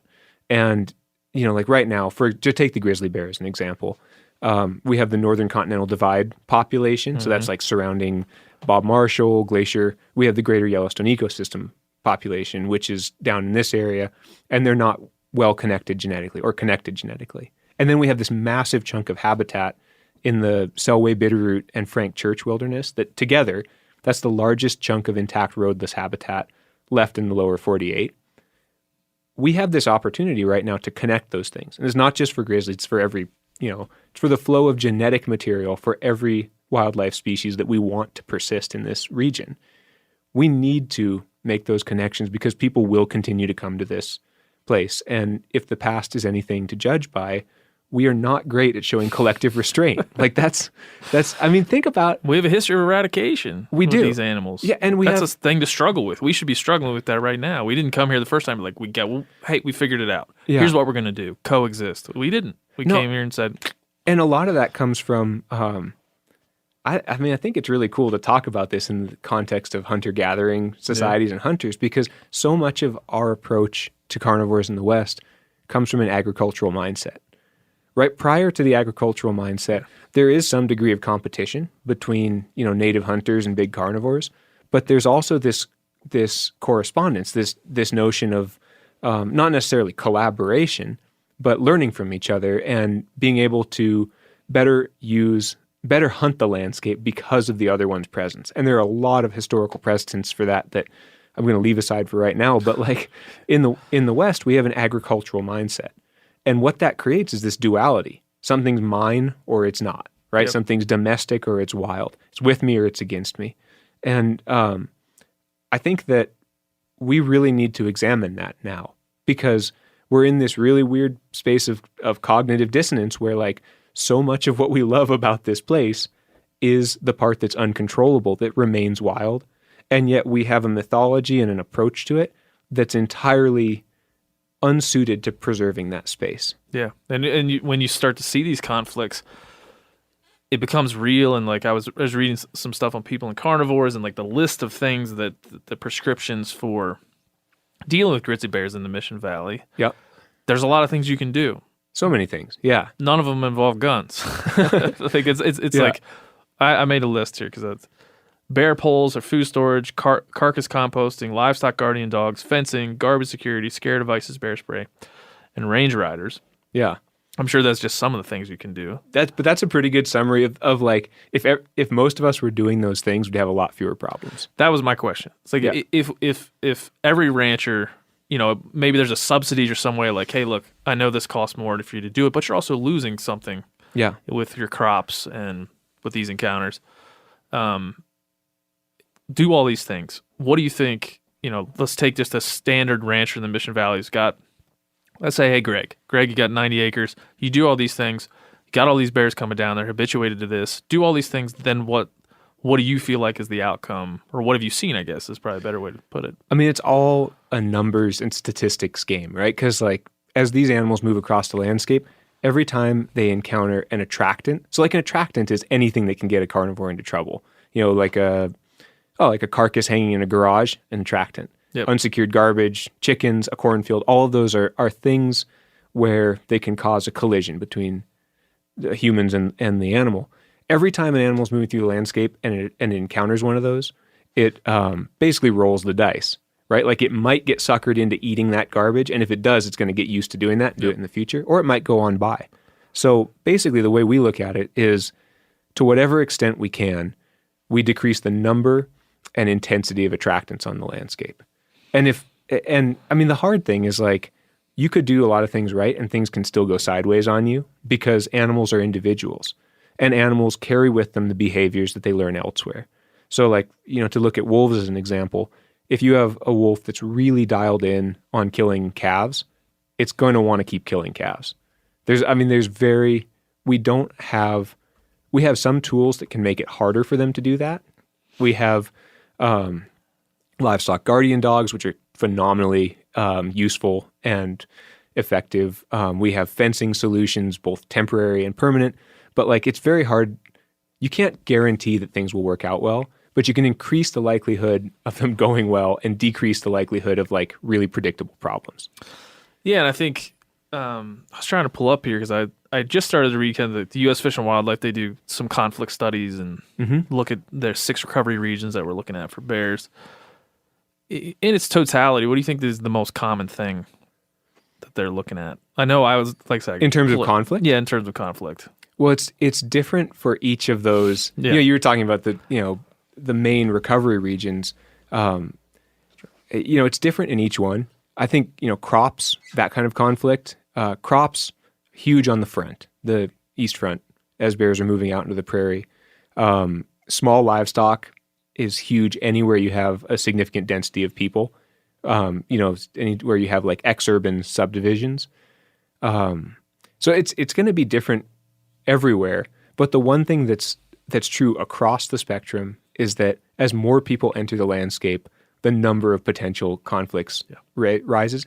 And wherever you look, we are by far the largest cause of grizzly mortality. That's the next thing. Exactly what I was going to say. I'm like, if a lot of places it's habitat fragmentation, a lot of things you might get to winter kill or predation being for ungulates being a big problem. But in this case, one of the reasons why your book is interesting and why this conversation is even more important is because we do this. We do this. Yeah. We move into a place, right? We're doing what we do. Bears are doing what they do. Yeah. This is our jam. Yeah. Move into a place, put in like twice as many roads as need to be there, string up the fences necessary to demarcate our place from the neighbor's place.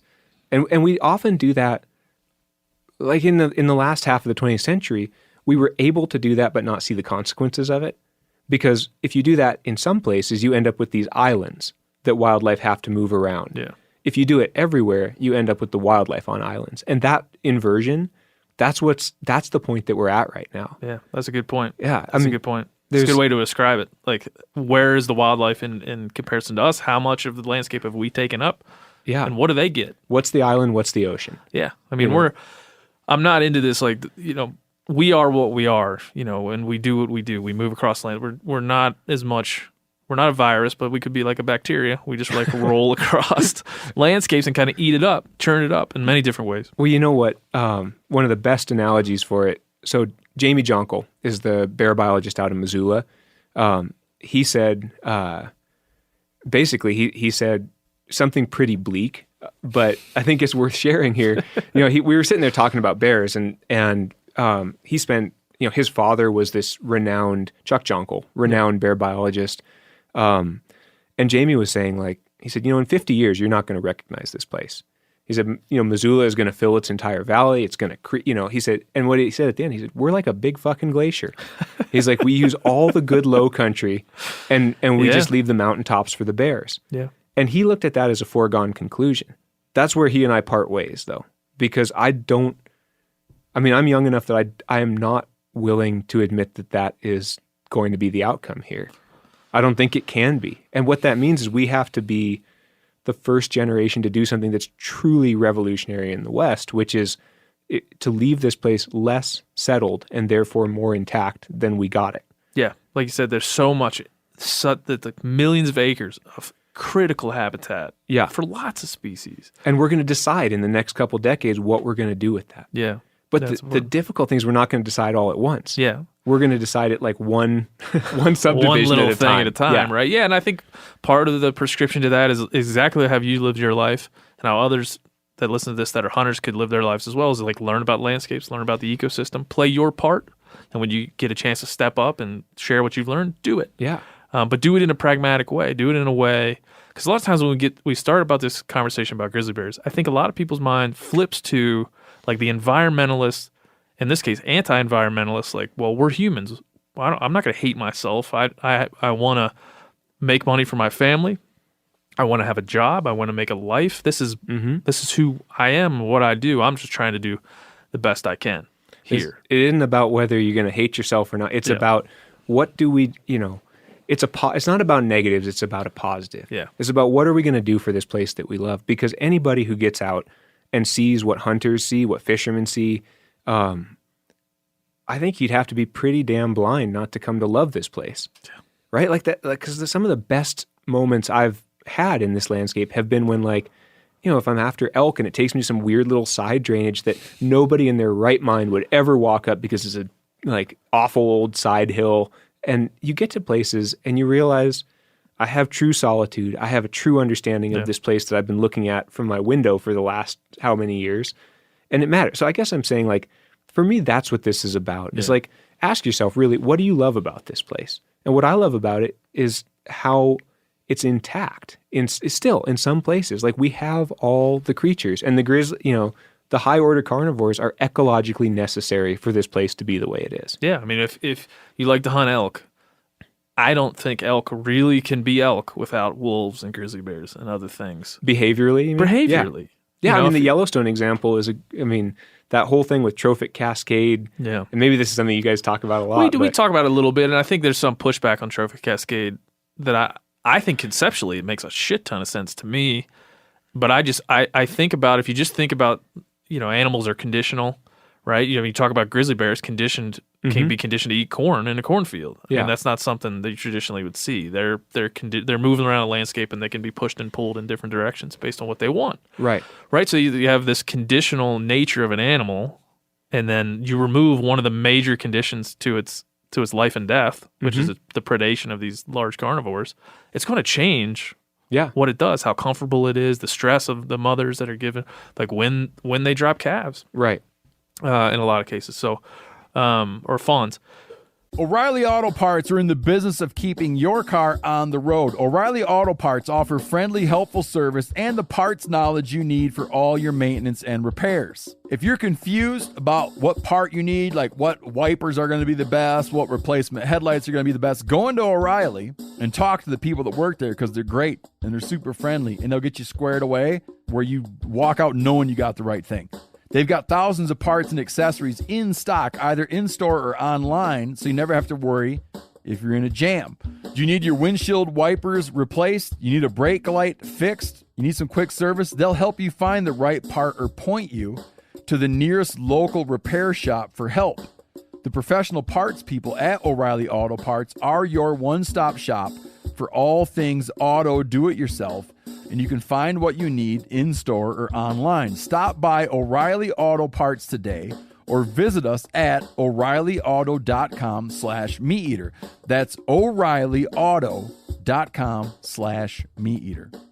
There's nothing like snook hook sets at dawn or catching a tarpon in the moonlight.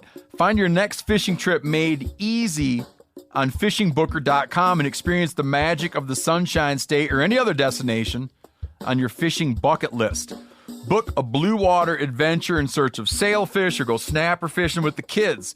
With over 6,000 captains and trips to choose from, planning your next one just got a whole lot easier. Download the Fishing Booker app on the Google Play or App Store, or visit them online at fishingbooker.com to book your trip today. You ever get that feeling you're stuck inside staring at screens and a primal urge kicks in? You crave wide open spaces, fresh air, the chance to connect with the land. Well, maybe it's time to find your own piece of the wild, but searching for property can be a maze. That's where Land.com comes in. They got millions of listings across the country, from mountain ranches to hidden fishing holes. Their search tools are like a seasoned guide helping you narrow down what you want. Land.com isn't just about buying and selling. It's about finding a place to hunt, fish, explore, or simply sit by a campfire and listen to the crickets. So head over to Land.com today to turn one day into today, because trust me, there's nothing quite like the feeling of standing on your own piece of earth. So all of that. So if you were to, as we did, take wolves and bears out of the equation, push them out of these landscapes, move in and take their habitat up and shoot them if they mess with us, there's just a bigger, as you said, with those large carnivores, I think as you said in your book, there's two types of mountains. Mm-hmm. One with these things and one without. And they feel different. Yeah. They feel different. And that's where, like, because I'm not a biologist, I lack the training that would allow me to say, exactly like ecologically what are these things doing all the time. There are people who know that. I'm just not one of them. But I think, you can say it though in general. Like Yeah. this is a big, because they're large carnivores and they're preying on ungulates and other species. Like they have a huge impact on everything from the top to the bottom. Whether you call it trophic cascade or you just say it like that. Mm-hmm. I'm not a biologist either. I just say kind of how I perceive things. And I think your writing and your book and your perspective is interesting to me for that reason, because it's not stated from, I'm a biologist, I studied this for years. It's like I've seen it. Here's a description of what I've seen. Draw your own conclusions. And that's one of the things, like, I think my background, spending as much time as I have in the agricultural world, raising calves, shipping them off, protecting herds from these same animals, you can't go through that without developing this weird sort of contrasting sympathy. Yeah. And that's something I try to preserve in my writing is, I try not to pillory people. I try not to, hold somebody up as a straw man of evil. You got to keep, I don't know. I mean, I really feel like we have some major challenges coming our way in this landscape, and they come from climate change. They come from crowding of the landscape. They come from just like the accumulated mass of what's gone on so far. We're going to have to solve these things, and I really think that like we can only talk about them if we maintain sympathy for people with different viewpoints. Yeah, Fantastic. We need to do that. That's a great way to say it. Like, hey, look, the only way this works is if we're all share the value system for the place, the animal that lives on it, and what that requires. That's like the 80-20 rule. Have you ever heard of that thing? Yep. And one of the best versions of that somebody has ever told me is Jim Stone, who's a rancher up the Blackfoot, was saying like, it's like a barbed wire fence, like a tight wire on a barbed wire fence. Where are you going to grab it? Like you can choose to grab it on the barb and stick a barb through your hand, or you can grab it on the 80% that doesn't have barbs. And that's what we need to do when we talk about these kinds of issues, is figure out like, what can we agree on? How can we move forward in a way that improves outcomes for these species and lets us more safely inhabit and inhabit this landscape without wreck and shop? Yeah, I mean, there's like a prescription here that some people I've talked to, and we've had people in here, is like, just don't leave, just leave, and leave more room for the grizzly bears. Yeah. You just get out of there. Leave the room for the grizzly bears. They need this much habitat. We're going to do this. We're going to do that. And I was like, man, that might be a prescription, but it's going to have side effects. Major. And Yeah. you're not going to sell that to people. There's no Right. pragmatism built into that idea. It's all this is like pie in the sky. I hate to say emotional, but there's some emotion in that, I'm sure. You got to, like, what I liked about your description of it, and then just reading a little bit about people in carnivores, is like, hey, look, this is where we're at, right? We've got a bunch of large carnivores. We've got a bunch of agricultural land that can be productive, both monetarily and for a food source. Those two things are probably going to remain the same. That conflict's not going to, like, at least at its current trajectory, not going to shrink. It's probably going to grow. So we got to get on the ground and deal with that right now. Yeah, I mean, we basically have to make sure that those agricultural lands are permeable to wildlife. This is not just carnivores. This is, you have to have, ungulates, you have to have carnivores moving across the places that are still open enough. And we have to be really honest about, like, what's the density at which these places don't work either for ag or for wildlife. And we need to stop short of developing at that density. Yeah.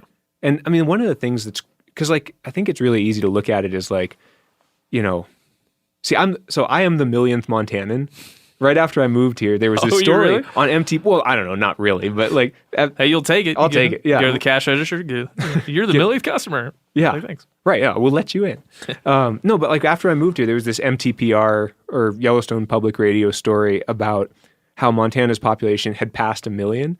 And they're like, and we can describe the newest Montanan. He's, it's like, it's a young man in his early 20s. He's 22. He just got off a train. No, seriously, they're like, it's a young man. He has a degree in something related to conservation. They're doing this demographic analysis, which like fit me like a glove. And I had this kind of moment of crisis where I was like, because part of why I wanted to live here is because there were less than 1 million people here. Yeah. Like, holy shit, am I a trading card now? Yeah.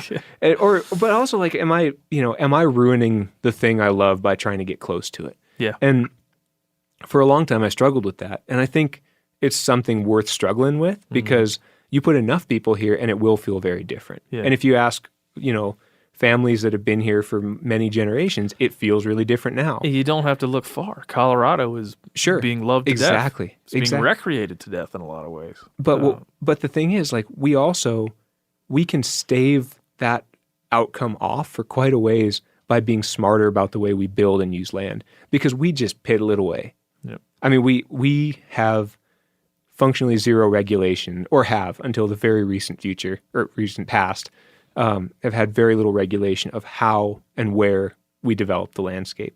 And what we have to do is have the guts as a community to develop that kind of regulation before it's too late. Yeah, and that can often happen on a local, communal level, right? A bunch of farmers in the mission get together and go, "This is how we're going to do it, and let's all be accountable for this way of doing it."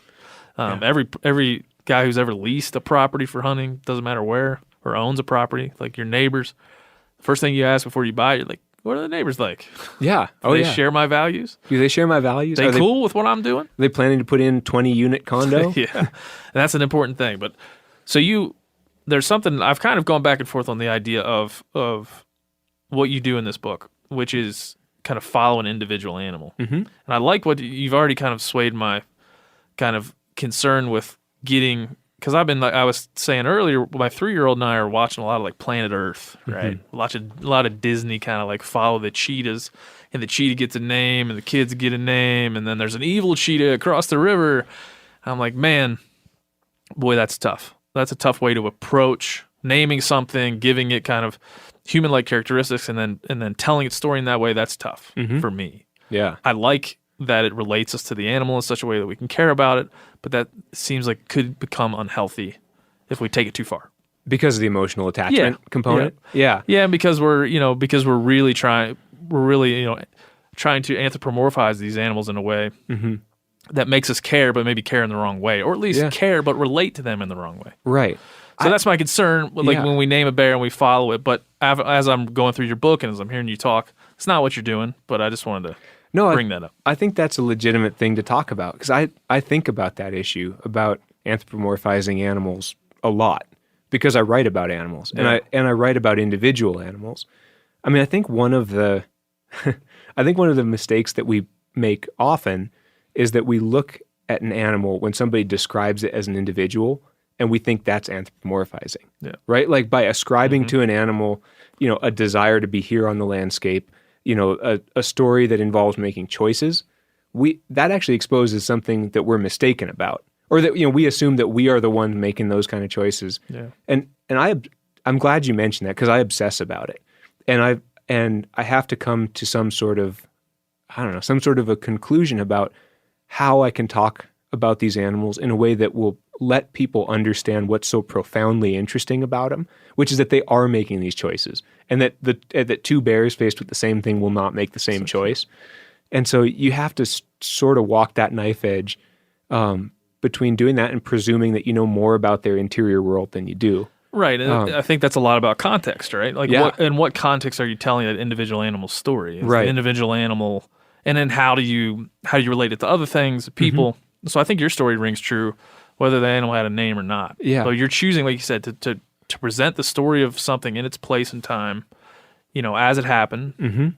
And there's the common Hollywood trope of, the dog with a name that talks. Or, like I said, we were watching some Disney shows, and there was cheetah. The cheetah had a name. The kids had a name.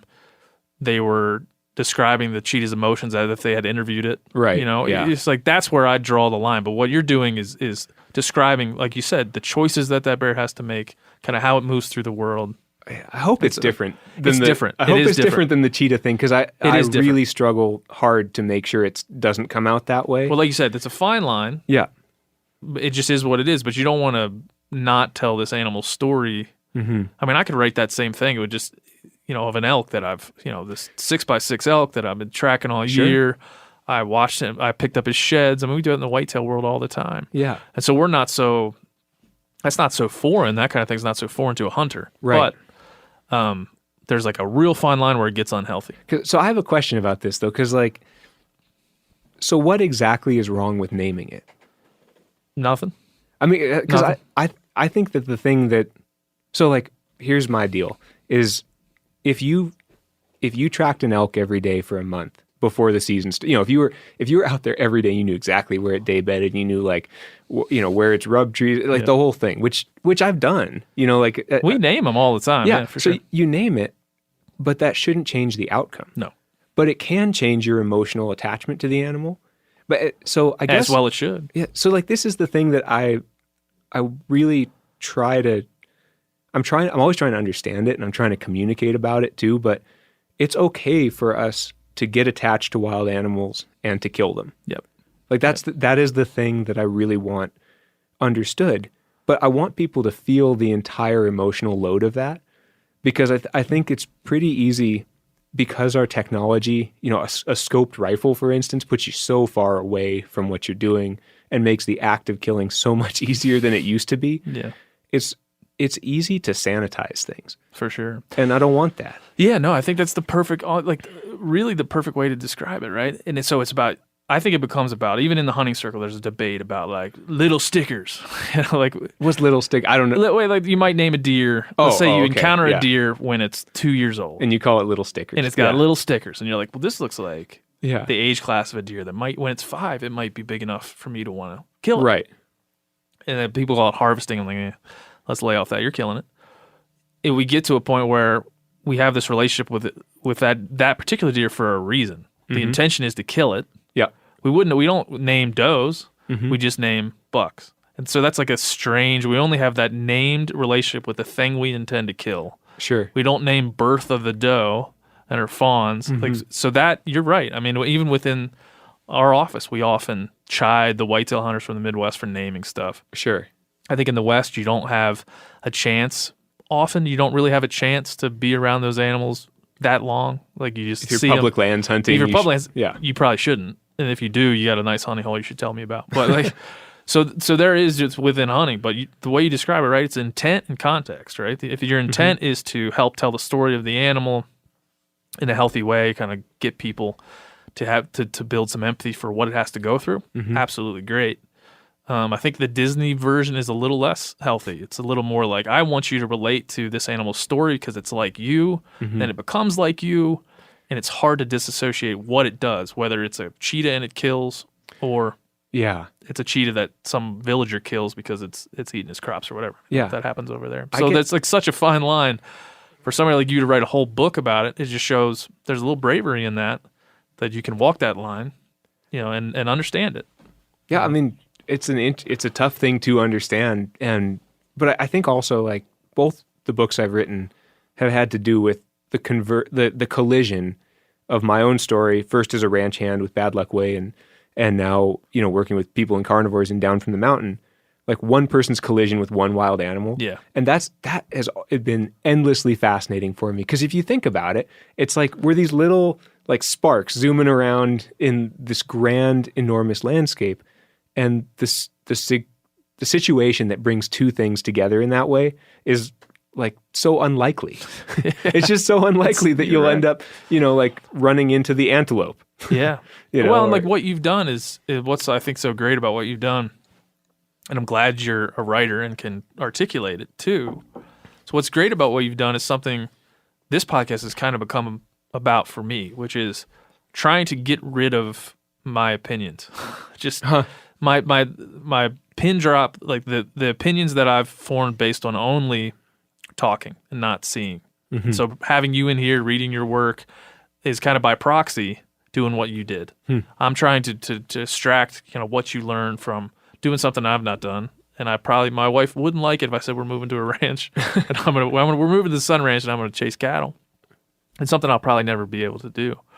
And so like your work for me just helps me understand by proxy what it's like to not have, like you said, a very abstract understanding early in your life to a very intense understanding.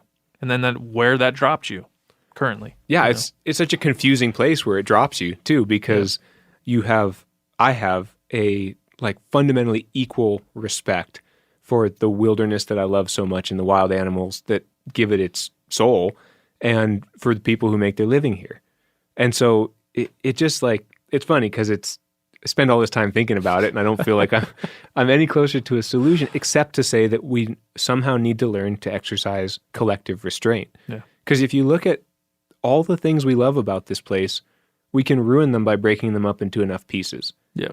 And yeah, I think when you articulate it like that, with where we started this conversation, I think it becomes something that has value to me because you've gone through the whole thing. I think a lot of times as a hunter, as somebody who has kind of grown in this understanding of ecosystems and wildlife and the natural world through hunting, a lot of times I'll get people in here, and we were talking about a previous guest I had that was just like, we're not going to kill any of them anymore, but never really had a hands-on, day-to-day experience yeah, of not only just watching them through binoculars and seeing how great they were, but like seeing how they impacted the life of a rancher who was just trying to make money, just trying to cohabitate, just wanted to feed their kids, put their kids through college.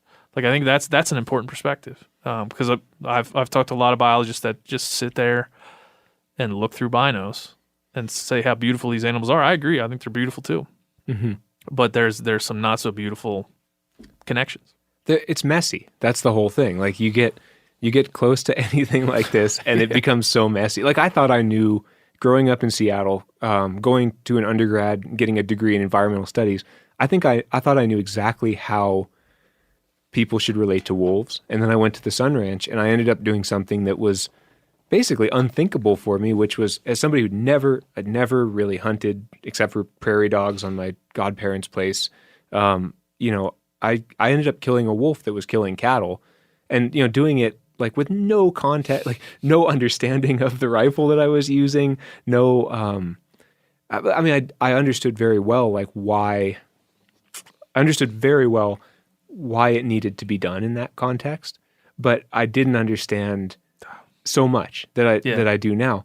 And so like what I took from that, because I felt horrible. I felt like I had done something that was wrong. And but I also felt like I had done something that needed to be done. And it's like that's so great, maybe. We talk about moral. I'm sorry to interrupt you, but yeah, go for it. We talk about moral absolutism all the time here because I'm just interested in this idea. Outside in nature, there is no right or wrong. There's very, very few times that I've run into where there's this moral absolutism, like what you did was right or what you did was wrong.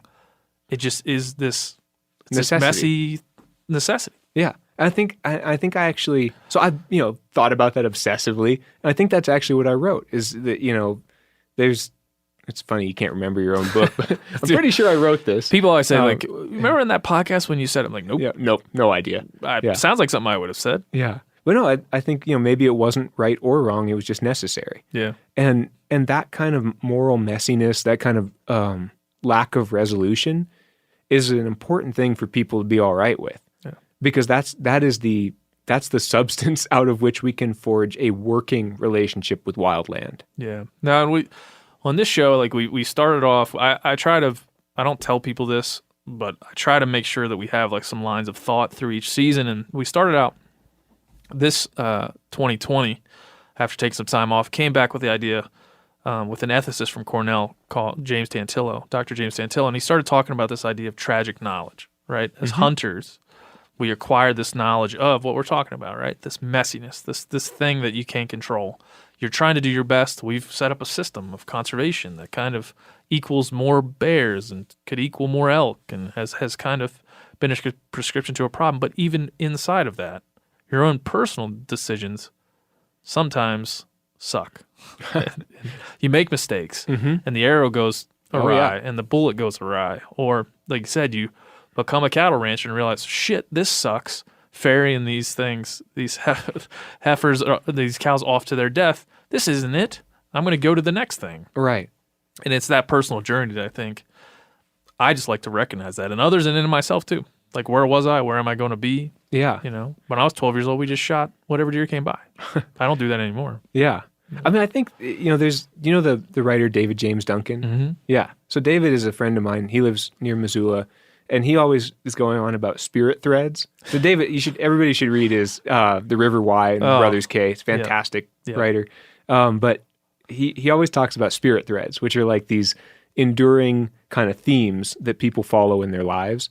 And I always think like, man, how is it that David picked fishing, and I was stupid enough to pick like fence, Yeah. like Fences, yeah, and meat poles, yeah. Like he picked something that people do for fun, and I picked something that people do for work. What does that say about? Yeah, man. I've chosen something that people do for fun and made it work, and then made it complicated. So yeah, but what do I do? Why am I doing it? But I think like if you think about that thread, whatever you're doing is a way to continue to follow that. So like weirdly, for me, this work with conservation and people and carnivores is a total continuation of the ranching.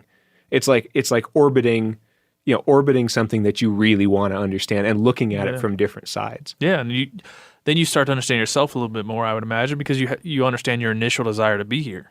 Like, right. Why did I want to be here initially? And what about me? There's a lot of kids, I have young children. I'm not sure if you do, but I have a couple running around, and I see that in them. I see them like choosing lanes. Right. And there's no way they could ever sit around and be like, you know what I'm going to do today? Yeah. Like, oh, superheroes, dinosaurs. Right. Like they just choose things. And yet they're drawn. Yeah. Yeah. They're drawn in these different ways. Who knows what that's going to manifest when they're 13 or 23 or 33. Right. But for you, and in a lot of ways for me, like those initial obsessions or curiosities lead you to a place. Yeah. And so your life kind of always is revolving around that idea. Yeah. I mean, we're always trying to figure out what is interesting about this place I think the best thing is if you live a life that you think is interesting in a place that you find interesting. Yeah. And if you've got that, like, that's most of it. Well, we deal we've been talking about this a lot too lately. Like you deal with activists a lot, people that are like, I'm not a hunting activist. I just like it. I like talking about it. Mm-hmm. I don't go up to people and be like, you got to hunt. If you don't hunt, you're a terrible person. But I think like people get so quickly now to being outspoken about something. And if anybody could, after what you've gone through in your life, could like come to a point where you wanted to be an activist, you could, but you haven't, right? Yeah. I guess, I mean, I often, I was just in a writing class in U of M last week, and they were asking me like, is the book activism or not?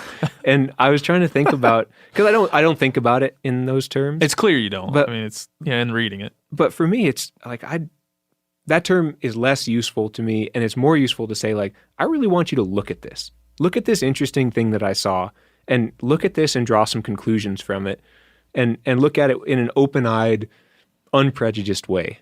That would be my hope. If I was a college student right now, I would desperately want someone to come and say that to me. Because it was like, I'm in a world where that's not the norm. People don't There's usually a position presented. Yeah. Yeah. You're like, I want you to work your way into this or work your way the hell out of it. You know, instead of saying like, here's what's happening. Let's address it. But first let's learn about everything that surrounds it. And that's what I think this is. And as we were talking before we hit record, like what kind of show is this? Or what are we going to talk about? It's like, man, we're just going to try to move through a very difficult, messy, complex thing and learn and get it wrong and make assumptions and then learn they were wrong. And and move through that in this uncontrollable, very messy, weird way. Right. And bears, I love bears. I love watching them. And the first time I saw one in Yellowstone, I think my jaw was on the floor. Yeah. And they move through the world in a messy, uncontrollable way. Hell yeah. So it's the right way to talk about them, I think. No, and I think it's great. And so all those things, I mean, I know when you set out to write a book like this, you don't maybe you do, you tell me, like sit down and think about all this stuff and then write your way into it. You just tell them the story of this bear. It's a process of accretion, like continental plates going under each other, scraping up a bunch of soil. Yeah. Just a bunch of stuff gets stuck on the dozer blade. Yeah, dude, so when you think about this bear who you spent so much time with and you told Millie's story and you that's how you approached this book. What do you come out with? Like regrets? Things you're very happy about, like just with how Millie's story played out? Well, I'm not happy with the way your story played out. Because, I don't want to give it away. Like we were talking earlier, we're going to start a little book club here. Everybody we have on has a book, I think. Yeah. And so we're going to start a little book club. So I don't want to give the ending away. I mean, it's in the title. She dies. Yeah. Life and Death of a Grizzly Bear. Yeah, it's there. But like... Yeah, what do I take away from it? Yeah, what do you take away from it? What I take away from it is that, like I said before, we've reached a crucial point in this landscape in terms of how we relate to animals like Millie, like grizzlies. And so much of what they have to negotiate to survive, to thrive, to re-enter places in the landscape where they've been absent for a while, it all comes down to us and some really mundane choices that we make. Yeah. You know, like things as low as like low level as like, are you going to have chickens? Because you know, like, you live in this beautiful creek that comes out of the mountains, you know, this creek bed, and you're in the riparian area. Like, do you really need chickens in that context? And if so, like, will you do your due diligence and put an electric fence around that chicken coop? So it's like, I guess I'm left with this feeling of, sometimes I'm really disappointed with the fact that we won't even take what seem to me like very basic steps to live better with wild things. But I'm also struck by the fact that, like, if we wanted a purpose as a generation in the West, we have a ready-made purpose here, which is that, like, we're sitting at this crossroads where either we're going to change the way, because for the last 150 years, every generation has been leaving this place less ecologically intact, right? If you look at it on the whole, I mean, there have been great things done. Grizzly recovery is great, but you know, we have to make a choice. Like, are we going to continue in this direction, which will likely, you know, continue to diminish some of the things that outdoors people really, really value and that I live on, or are we going to make a different choice? And I think, you know, Millie's story really challenges us with the consequences of not getting that right. Yeah. And I think what you've done is get your hands dirty in so many ways, right? Yeah. And I think that's what's important. Is like, if you care about a thing, go get your hands dirty. Go find out what it's really like to be a rancher or be whatever you're into. Go build a fence around a cornfield. And write about it. We never really mentioned that, but I spent an entire summer trying to fence these bears out of this cornfield. And that's one of the craziest experiences I've ever had, because you'll know from telemetry that there's 4 or 5 bears inside of corn, and there you are working along the edge of this wall of it. So yeah, you never had any like big attacks or anything like that. I mean, nothing. No brushes with death. I've been really fortunate. I've had brushes with bears. I've been terrified. I've put it this way. I've had my bear spray out, but I've never had to use it. That's a t-shirt. Yeah. I've had my bear spray out, but I never had to use it. And I think that's probably maybe a good euphemism for what you want to have happen. Like, I want to know that they're there. I know that they're dangerous, but I want to limit the negative interaction that we have. Yeah. And what leads to that negative interaction. Right. So, like I said, coming into this, like, I started reading a lot of the papers that people in carnivores put out, a lot of that stuff. Not a biologist, not even a grizzly hunter. Probably, like I said, probably wouldn't do it. But it's just rang true to me as like, hey, we're taking where we are and we're dealing with it. Yeah. And then we're also saying, like, how can we get better while we deal with the current situation on the ground? Yeah, I like to it's funny because, like, people think about it as controversial work. There's nothing controversial about what people in carnivores. It's like, let's just try to do this a little bit better. Yeah. Like, let's try to find this middle ground that can benefit these wildlife species and also benefit us. Yeah. So, and like I said before we hit record, I mean, I think that's it, man. Like, if we can find people like yourself who are willing to step into these messy things and go, like, let's just try to get it right. And I'm not coming into it to save everything. I'm not coming into damn everything. I'm coming into it to be in it. right. You know, to be there and try to help with solutions. Yeah, and at the end of the day, I'm going to go home to a farm that looks a lot like a lot of the places I work and has the same issues. I mean, we were walking off the corner that is right next to the rattlesnake wilderness, ran into a lion at like 20 paces a couple days ago, and it was crazy. Yeah. And so, you know, I do think that it's good for people who live in this landscape and think about it and know it intimately to undertake this work. Yeah. Well, if folks listening, go read Down from the Mountain.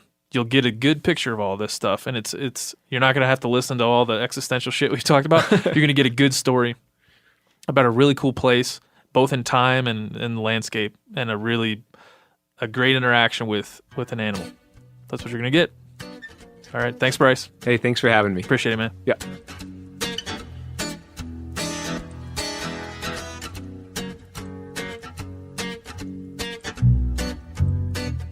That's it.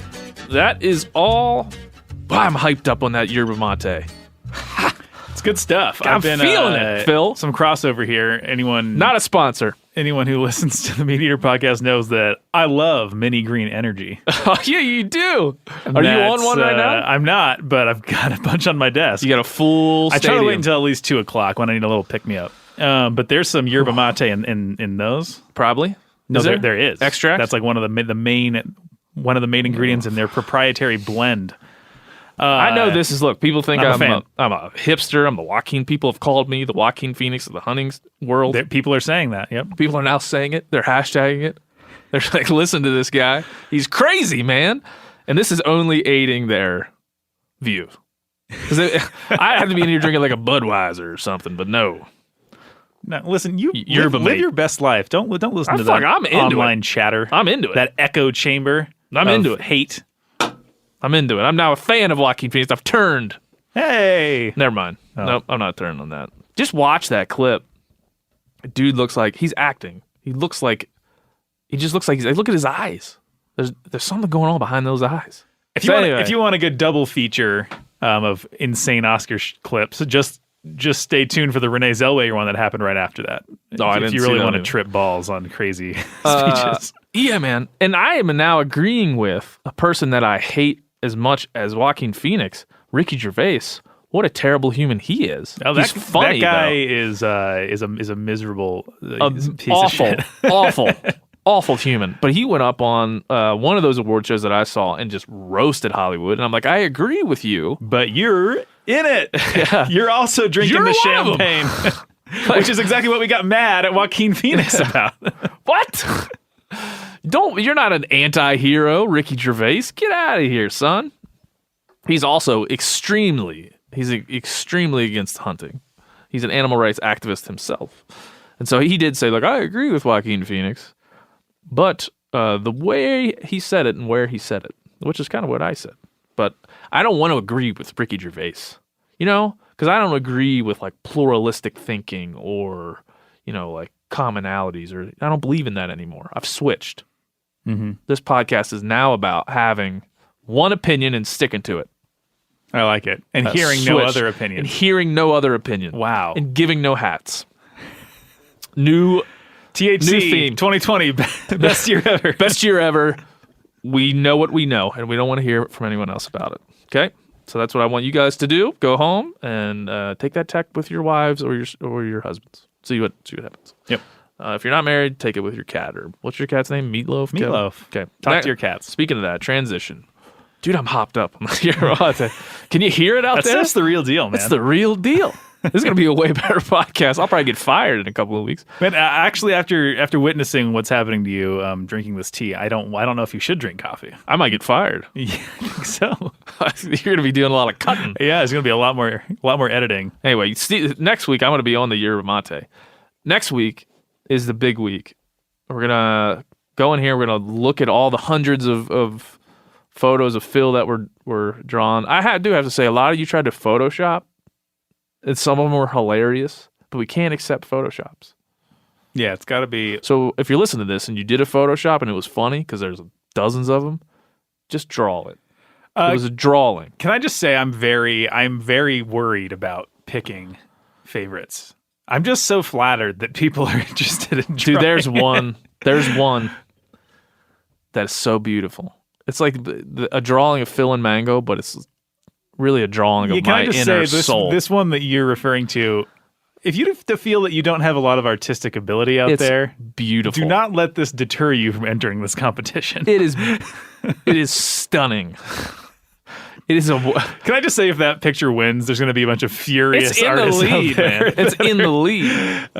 It's in the lead as we go into the clubhouse. So you guys got 7 more days roughly to go and do this. Get them in as soon as possible. We've been having fun at the office looking at these. They're behind Phil's desk. We're going to keep adding to it. Everybody has to walk by to get to the podcast studio, Phil's desk, and the mural of illustrations that you guys out there have done. So a sincere caffeined up thank you from me for participating, and you're going to win stuff. So if you haven't, go and do it right now. Next week on the show, we got a lot of really cool things. We have Ryan Holiday from the Daily Stoic. You know what that is? I don't. No. He's like an obstacle is the way kind of guy. But he also, that's actually the book he wrote. He's all about like challenging yourself to get better. So I like that in general. And he also wrote a piece that I read that I was very entertained by called Why Every Millennial Should Try Hunting. And as a millennial, I'm obviously into it. So we talked to I'm going to try it. Ryan. You're going to try it? Yeah, you're I a think millennial I'm gonna too. try it. So we talked to Ryan.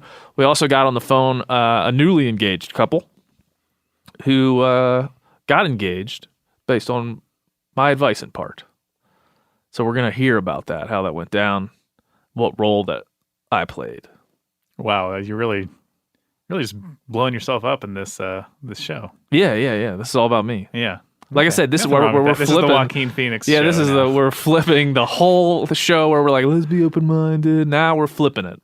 Now it's about me and what I think. Yes, you're going to talk to this guy and be like, how did I, Ben O'Brien, change your life? Change your life. Am I the biggest influence in your life or the most influential person in your life? You tell me which one. Mm-hmm. And so that's coming up on episode 102 of the Ben O'Brien Experience. You're really going to love it. We'll see you then. Bye.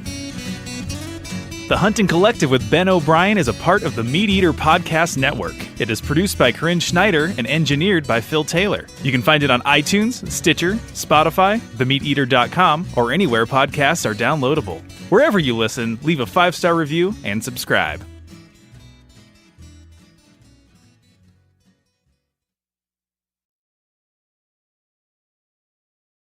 You ever get that feeling the walls closing in, the concrete jungle suffocating you? You crave some wide open spaces, the chance to connect with nature, maybe in a spot all your own. Well, head over to land.com. They've got ranches, forests, mountains, streams, you name it. Search by acreage. You can search by location. You can search by the kind of hunting and fishing you're dreaming of. Land.com. It is where the adventure begins. Hey guys, turkey season is in full swing right now, and if you are planning on getting after it, make sure to pick up some Meat Eater Phelps turkey calls to stuff into the old turkey vest or into your fanny pack right now. I carry a few different things. I like to use mouth calls, and I like to use pot calls. Mouth calls or diaphragms, I like them because it gives you hand-free calling, meaning when you're working a bird up close, you can have your gun on your knee, finger on the trigger, ready to roll, and still be making turkey sounds. I like pot calls because I just like pot calls. I enjoy calling with a pot call. Whatever direction you go, including a box call, which I don't personally use too much, but they're fun and great, and I started out with them. Yanni, on the other hand, one of my main turkey hunting buddies, he loves box calls. And what's funny is I'll now and then look to him and give him the look that means get out your box call and find us a turkey.